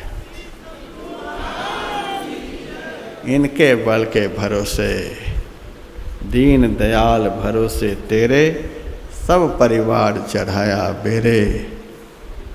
हे गुरु महाराज, आपकी कृपा के भरोसे, आपकी कृपा रूपी नाव के ऊपर इन समस्त भक्त रूपी यात्री को मैंने बिठाया है। अब आप देखना किसी में कोरोना घुसे नहीं। दीन दयाल भरोसे तेरे, सब परिवार चढ़ाया बेरे। नाम जपो जी ऐसे जैसे, ध्रुव प्रहलाद जपयो हरि जैसे। आपकी कृपा रूपी नाव के ऊपर हम समस्त भक्त रूपी यात्री को बिठाए हैं। देखना जिस तरह से सही सलामत यहाँ करके बैठे हैं, उसी तरह से सब सही सलामत पहुँच भी जाए। हम तो इनके भरोसे, दीन दयाल भरोसे तेरे। गुरु ही प्रणाम मन ही मन कीन्हा, अति लाघव उठाए धन लीन्हा। भयंकर धनुष को कब उठाया कब चढ़ाया किसी ने भी नहीं देखा। धनुष लेकर के भगवान खड़े हैं। जैसे आकाश में भयंकर बिजली चमकती है, उसी तरह से धनुष चमका। उसी क्षण भगवान ने तहि क्षण राम मध्य धन तोरा, भरे भवन धुनि घोर कठोरा। बीचों बीच से राम ने धनुष को तोड़ दिया। किनारे से तोड़ते लोग कहते कि हल्के भाग को तोड़ दिया, बहुत बड़ा पहलवान बनता है। बीच से तोड़ा कोई बोल नहीं सकता है। तहि क्षण राम मध्य धनु तोड़ा। अहंकार का धनुष बचपन में टूट नहीं सकता, क्योंकि बचपन में ज्ञान नहीं रहता। अब बुढ़ापे में तोड़ने लायक ताकत नहीं रहती। न बचपन में न बुढ़ापे में, बीच में जवानी में तोड़ लो। अहंकार का मर्दन, अहंकार की प्रबलता जवानी में। बुढ़ापे में आदमी क्या अहंकार करेगा, क्या बचा उनके पास। अब बचपन में कुछ ज्ञान है ही नहीं, किस विषय पर अहंकार करेगा। जवानी में ही है विकार प्रबल होता है, इसीलिए जवानी में ही अहंकार रूपी धनुष को तोड़ डालो। तेहि क्षण राम मध्य धन तोड़ा। सुबह में नहीं तोड़ा, शाम में भी नहीं तोड़ा, दोपहर में तोड़ा।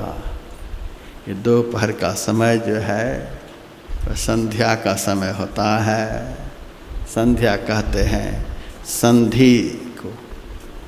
आत्मा और परमात्मा के मिलन के लिए जो भजन किया जाता है उसी को संध्या कहते हैं। और किसी भी उपाय से अहंकार रूपी धनुष नहीं टूटता। परमात्मा से मिलाने वाला जो योग है, उस योग का अभ्यास करने से ही टूट सकता है। तहि क्षण राम मध्य धन तोरा। हमारे मस्तिष्क में बाईं तरफ ईड़ा नाम की नाड़ी है, दाईं तरफ पिंगला नाम की नाड़ी है, बीच में सुषुम्ना है। ईड़ा नाड़ी के ध्यान से अहंकार नष्ट नहीं होगा, पिंगला के ध्यान से अहंकार नहीं नष्ट होगा।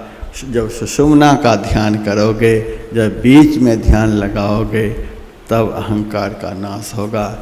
क्योंकि रुद्र देवता का निवास भ्रुवोर मध्य में होता है। जब रुद्र देवता की उपासना भ्रुवोर मध्य में होगी, आज्ञा चक्र के देवता रुद्र हैं, उस चक्र का जब ध्यान करोगे तब उन्हीं का तो यह धनुष है, वो हल्का कर देंगे, खत्म हो जाएगा। तेजन राम मध्य धन तोरा, भरे भुवन धुनि घोर कठोरा। उस धनुष के टूटने से बहुत कठोर आवाज हुई, भयंकर आवाज हुई, तीनों लोक में सन्नाटा छा गया। तुलसीदास जी महाराज लिखते हैं, भरे भुवन घोर कठोर रव रवि, बाज तजी मार्ग चले। सूर्य भगवान का रथ का घोड़ा जो है लड़खड़ाने लग गया, रास्ता छोड़ करके इधर उधर होने लग गए। दिशाओं के हाथी चिघारने लगे, धरती हिलने लग गई। कोल कमठ ये सब के सब पृथ्वी को जो उठाए हुए थे सब घबरा गए, चकित हो गए। और कवितावली में तुलसीदास जी लिखते हैं, डिगति उर्वी अति गुर्वी सकल पव्वय समुद्र सर। डिगति उर्वी, उर्वी कहते हैं पृथ्वी को। पृथ्वी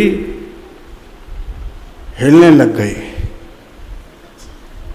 जो अत्यंत भारी है, कितना विशाल पृथ्वी का शरीर है, वह हिलने लग गया। डिगति उर्वी अति गुर्वी सकल पव्वय समुद्र, जितने पर्वत थे पृथ्वी पर सब हिलने लग गए। सारे जलाशय के जल खोलने लग गए। ब्याल बधिर तहिकाल सकल दिक्पाल चराचर, शेष नाग बहरे हो गए। उस आवाज को सुने, सकल दिक्पाल समस्त दिशाओं के हाथी, समस्त दिशाओं के स्वामी सब घबरा गए। ब्याल बधिर तहिकाल सकल दिक्पाल चराचर, सुर विमान हिमभान भान संघटत परस्पर। देवताओं के विमान, सूर्य भगवान का रथ, चंद्रमा, ये सब के सब आकाश में टकराने लग गए।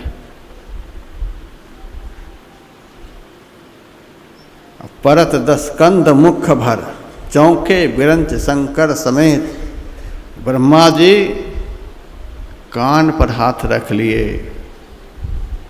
परत 10 कंद मुख भर, यहाँ जनकपुर में धनुष का टुकड़ा होता है, उस आवाज से लंका में सिंहासन पर जो रावण बैठा हुआ था मुंह के बल गिरा। परत 10 कंद मुख भर, चौके बिरंच शंकर समेत। कोल कमठ अहिकल मल्यो, ब्रह्मांड खंड ध्वनि चंड, जब ही राम शिव धनु भन्यो। ऐसी आवाज हुई है। अहंकार के नाश होने के बाद उस महापुरुष की कीर्ति की ध्वनि तो तीनों लोकों में फैलने लग जाती है। ये कीर्ति की ध्वनि है। जब अहंकार विकार नाश होगा तो दुनिया में उस योद्धा का जगह जगह से नामोच्चार होगा। ऐसा यह विकार है। ये धनुष टूटना क्या है? अहंकार का नष्ट होना धनुष टूटा है। बहुत सारे राजे महाराजे उस समय कूदने लगे। धनुष टूटने से क्या हो जाता है? हम लोग जीते जी सीता का विवाह राम के साथ होने नहीं देंगे। कूदने लग गए। उसी समय परशुराम जी आते हैं। परशुराम जी को देखते सारे राजे महाराजे तो चुप हो गए। एक दूसरे से कहने लगे, हमने तो इसीलिए धनुष नहीं तोड़ा था, हमको पता था कि परशुराम जी आने वाले हैं। तोड़ देते तो हमारी हालत खराब कर देती, इसीलिए हमने नहीं तोड़ा। ताकत तो थी, क्या से क्या बोलने लग गया है, अभी भी अहंकार नाश नहीं हो रहा है। परशुराम जी ने बहुत डर दिखलाया, लेकिन लक्ष्मण जी ने उनके सारे जवाब देते गए। अंत में राम की प्रतिभा को देखकर, राम के सामर्थ्य को देखकर परशुराम जी लज्जित हो गए। अपना धनुष उनके हाथ में सौंपकर महेंद्र पर्वत पर तप करने को चले गए। विश्वामित्र मुनि जनक जी से कहते हैं, जनक जी तुम्हारी प्रतिज्ञा थी जो धनुष को तोड़ेगा उनके साथ सीता का विवाह होगा। धनुष टूट गया, एक तरह से विवाह हो गया। फिर भी कुल परंपरा के अनुसार यदि तो विवाह करना चाहते हो तो कर सकते हो। इसके लिए आप दूत भेजो अयोध्या और 12 सजा करके महाराज दशरथ जनकपुर आ जाएं। दूत को भेजा गया। अहंकार टूटने के बाद तो परमात्मा रूपी राम की प्राप्ति, भक्ति स्वरूपा सीता की प्राप्ति और अखंड सुख मोक्ष की प्राप्ति तो कब हो जाती है कि पता भी नहीं चलता है। इसीलिए विवाह में हम ज़्यादा समय नहीं लगाते हैं। अब तो विवाह हो ही गया, अहंकार टूटा और भक्ति की प्राप्ति हुई, मोक्ष सुख प्राप्त हुआ। दूत गया है पत्री लेकर अयोध्या, महाराज दशरथ के हाथ में दिया। उस पत्र को देखकर मन बड़ा प्रसन्न हुआ। सबसे पहले गुरु वशिष्ठ जी को दिखलाया है। वशिष्ठ जी ने कहा, महाराज जैसे सरिता का जल स्वाभाविक रूप से चलता हुआ समुद्र में पहुंच जाता है, समुद्र किसी भी नदी को बुलाता नहीं है। समुद्र के अंदर कोई कामना नहीं, कोई इच्छा नहीं कि दुनिया का कोई भी जल हमारे पास आए, तब भी नहीं इच्छा होते हुए भी समस्त जलाशय का जल समुद्र में जाता ही रहता है। उसी तरह से जो आपके जैसे धर्मात्मा पुरुष हैं, जिन्होंने तप के बल पर परमात्मा को पुत्र बना लिया, ऐसे धर्मात्मा नहीं भी कुछ चाहते हैं, तिमी सुख संपत्ति बिनहि बुलाए, धर्मशील पहि जाहि सुभाए। बिना बुलाए ही धर्मशील महापुरुष के पास सुख पहुँचता है, संपत्ति पहुँचती है, सब पहुँचता है बिना बुलाए, बिना चाहना के। धर्मशीलता का जीवन में अभाव है तो गली गली में, नगर नगर में, शहर शहर में रसीद लेकर के घूमते रहो, फिर भी जितना चाहते हो उतना नहीं मिल पाएगा। घूमते रहो पैसे के लिए, प्रतिष्ठा के लिए, जस के लिए, कीर्ति के लिए। धर्मशीलता को धारण नहीं करना चाहता है और शारीरिक श्रम के द्वारा मनोरथ की सिद्धि चाहता है, कभी संभव नहीं। महाराज आप धर्मशील हो, इसीलिए आपके जीवन में अनायास ही ये सुख के दिन देखने को मिल रहे हैं। चलो महाराज 12 सजाओ। भरत जी को पत्र दिखलाया, तुम्हारे बड़े भाई से संबंधित यह पत्र है, अब तैयारी करो। भरत जी वह पत्र माँ सबको दिखलाते हैं। सारी तैयारियां हुई। अयोध्या की रानियां मंगल गीत गाती हैं, आरती उतारती हैं। भरत जी सारी तैयारी करके बारात लेकर के चलते हैं। सबसे आगे के रथ पर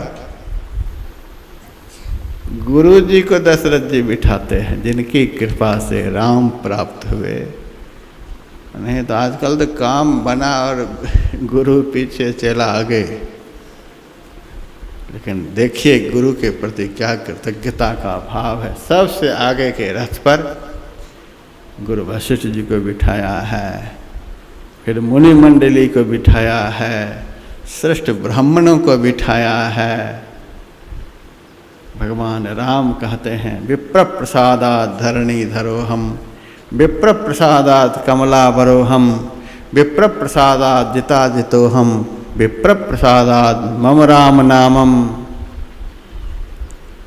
ब्राह्मण की कृपा से, ब्रह्मवेत्ता महापुरुष की कृपा से मैं पृथ्वी को धारण किए रहता हूँ। ब्रह्मवेत्ता ब्रह्मज्ञानी ब्राह्मण की कृपा से, उनकी दया से मैं लक्ष्मी का स्वामी कहलाता हूँ। ब्रह्मज्ञानी ब्रह्मवेत्ता ब्राह्मण की दया से जिस रावण को कोई नहीं जीत सकता, उसको मैंने जीत लिया है। और ऐसे ब्रह्मज्ञानी ब्रह्मवेत्ता ब्राह्मण की करुणा से दुनिया के लोग मुझे राम कहते हैं, मम राम नामम। ऐसे ब्रह्मवेत्ता पुरुष को आगे के रथ पर बिठाया और सबसे पीछे के रथ पर दशरथ जी बैठे हैं।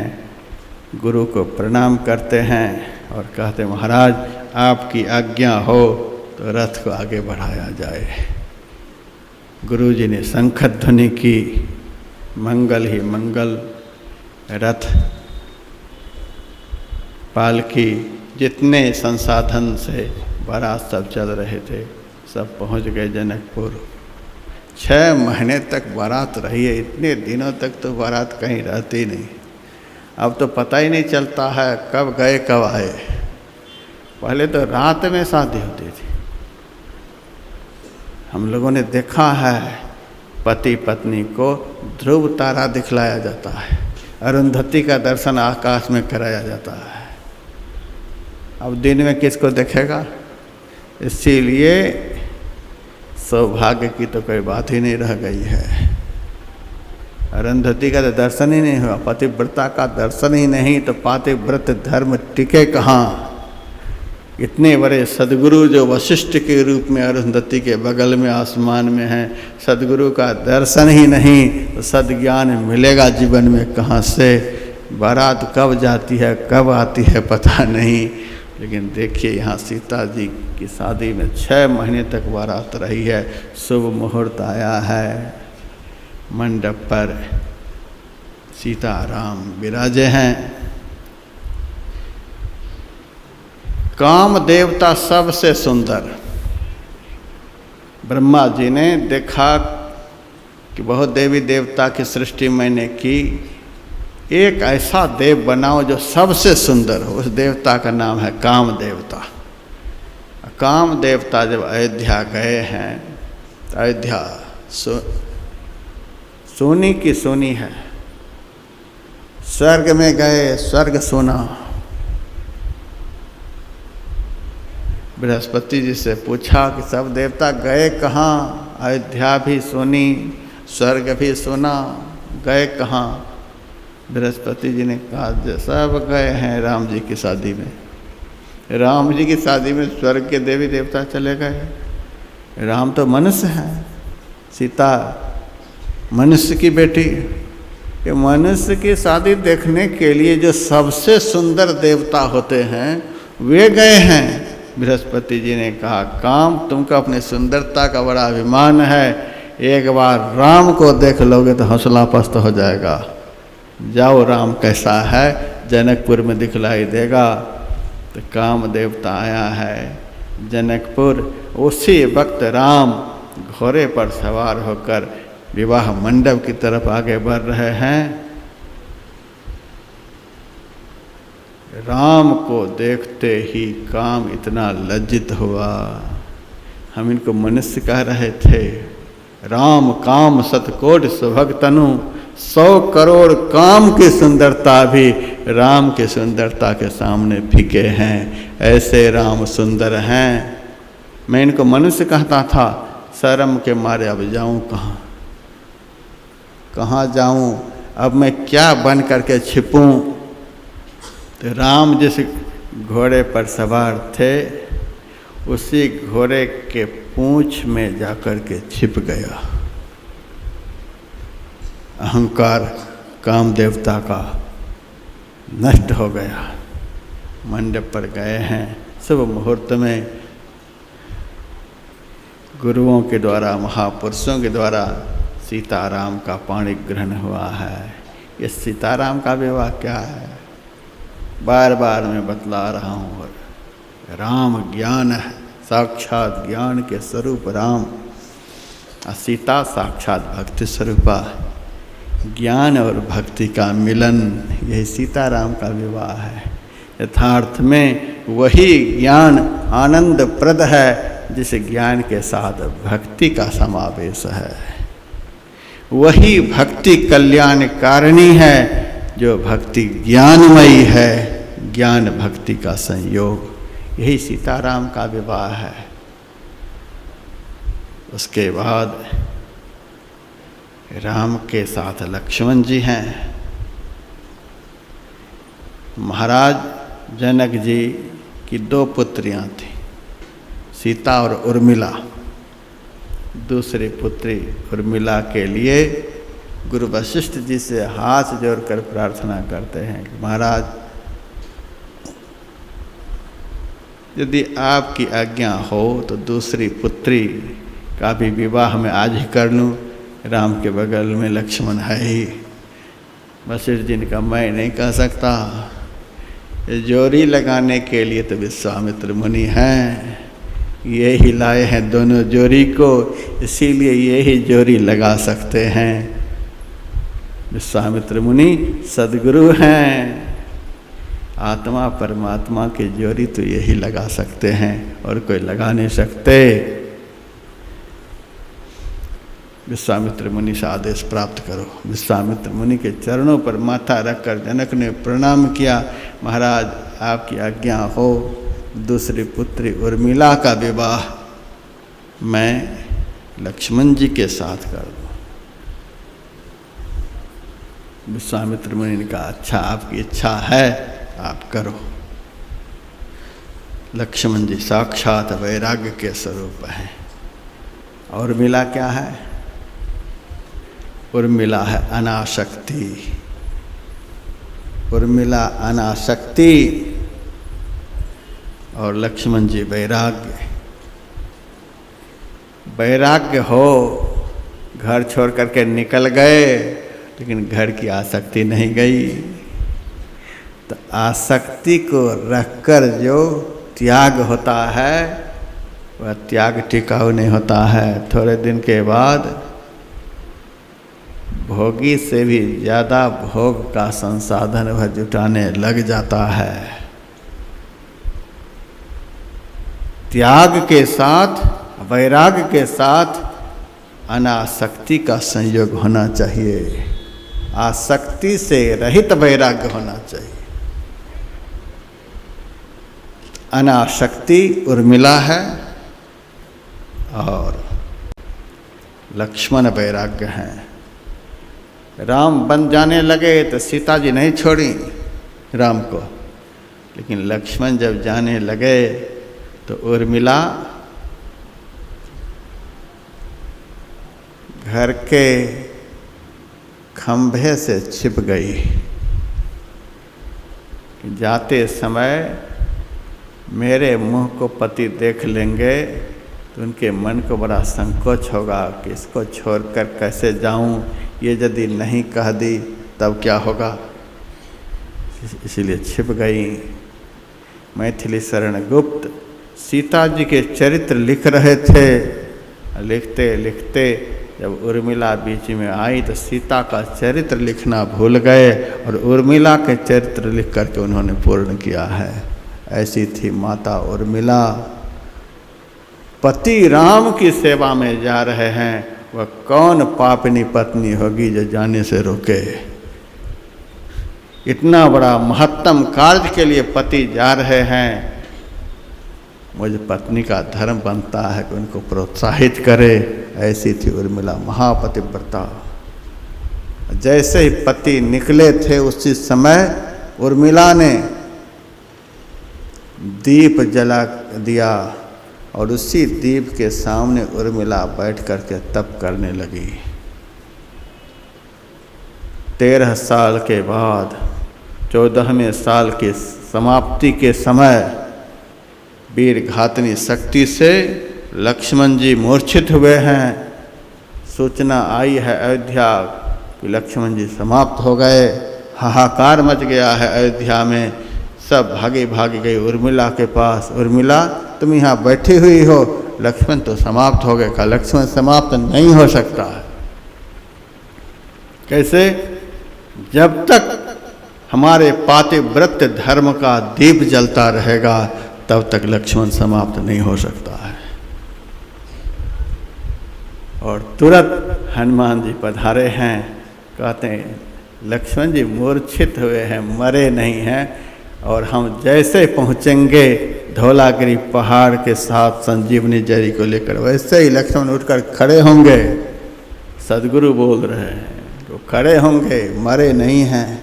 ऐसी पतिव्रता जिनके ध्यान लगाए बैठी हैं उनके पति नष्ट हो सकते हैं, ऐसी थी माता उर्मिला के साथ। वो है अनासक्ति, अनासक्ति और वैराग्य का संयोग। जनक जी के भाई थे कुशध्वज, उनकी भी 2 पुत्रियां थीं। एक का नाम मांडवी, दूसरे का नाम श्रुतकीर्ति। जनक जी ने कहा हमारे भाई की 2 पुत्री हैं, और महाराज दशरथ के भी 2 पुत्र अभी बचे हुए हैं। विश्वामित्र महाराज यदि आपकी आज्ञा हो तो इसकी भी जोरी लग जाए। चलो हम तो इसीलिए बैठे ही हैं, मैंने वचन ही दिया है कि तुम 2 का दान करो, मैं 4 वापस करूँगा। आज 2 फिर दान दे रहे हैं, तब 2 को 4 करना ही पड़ेगा। दशरथ जी जनक जी से कहते हैं ये दोनों बेटा मेरा नहीं, जैसे पहले 2 का दान मैंने किया उसी तरह से अब भी विश्वामित्र को समर्पित है। ये चाहे तो विवाह करे, नहीं चाहे तो नहीं करे, यह बेटा भी विश्वामित्र का है। जनक जी से कहा दोनों कन्याओं को तैयार करो। भरत जी का विवाह मांडवी के साथ हुआ है। भरत जी क्या है? प्रबल प्रेम है, प्रेम का अवतार भरत। मांडवी क्या है? श्रद्धा है। प्रेम हो, उस प्रेम के साथ श्रद्धा नहीं हो तो प्रेम किसी काम का नहीं। श्रद्धा हो, उसके साथ प्रेम का संयोग नहीं हो तो प्रेम से ही श्रद्धा किसी काम की नहीं, और प्रेम के साथ श्रद्धा नहीं तो श्रद्धा किसी काम के नहीं है। श्रद्धा के साथ प्रेम नहीं तो श्रद्धा किसी का, एक के बिना एक अधूरा। श्रद्धा और प्रेम का यह संयोग है। उसके बाद शत्रुघ्न जी क्या है? वो धैर्य के स्वरूप है। मैंने सुनाया है आपको, शत्रुघ्न जी धैर्य है। पूरी रामायण पढ़ करके देखिए, राम बोले हैं, लक्ष्मण बोले हैं, भरत जी बोले हैं, कहीं भी आप बतला दीजिए शत्रुघ्न भी कुछ बोले हैं? एक बार भी शत्रुघ्न के बोलने की बात ही नहीं है। तुलसीदास के रामायण में शत्रुघ्न कहीं बोले ही नहीं। धैर्य वही है जो केवल काम करता है, बोलता नहीं है। महाराज 20 साल से भजन कर रहे हैं, कहाँ कुछ मिल रहा है?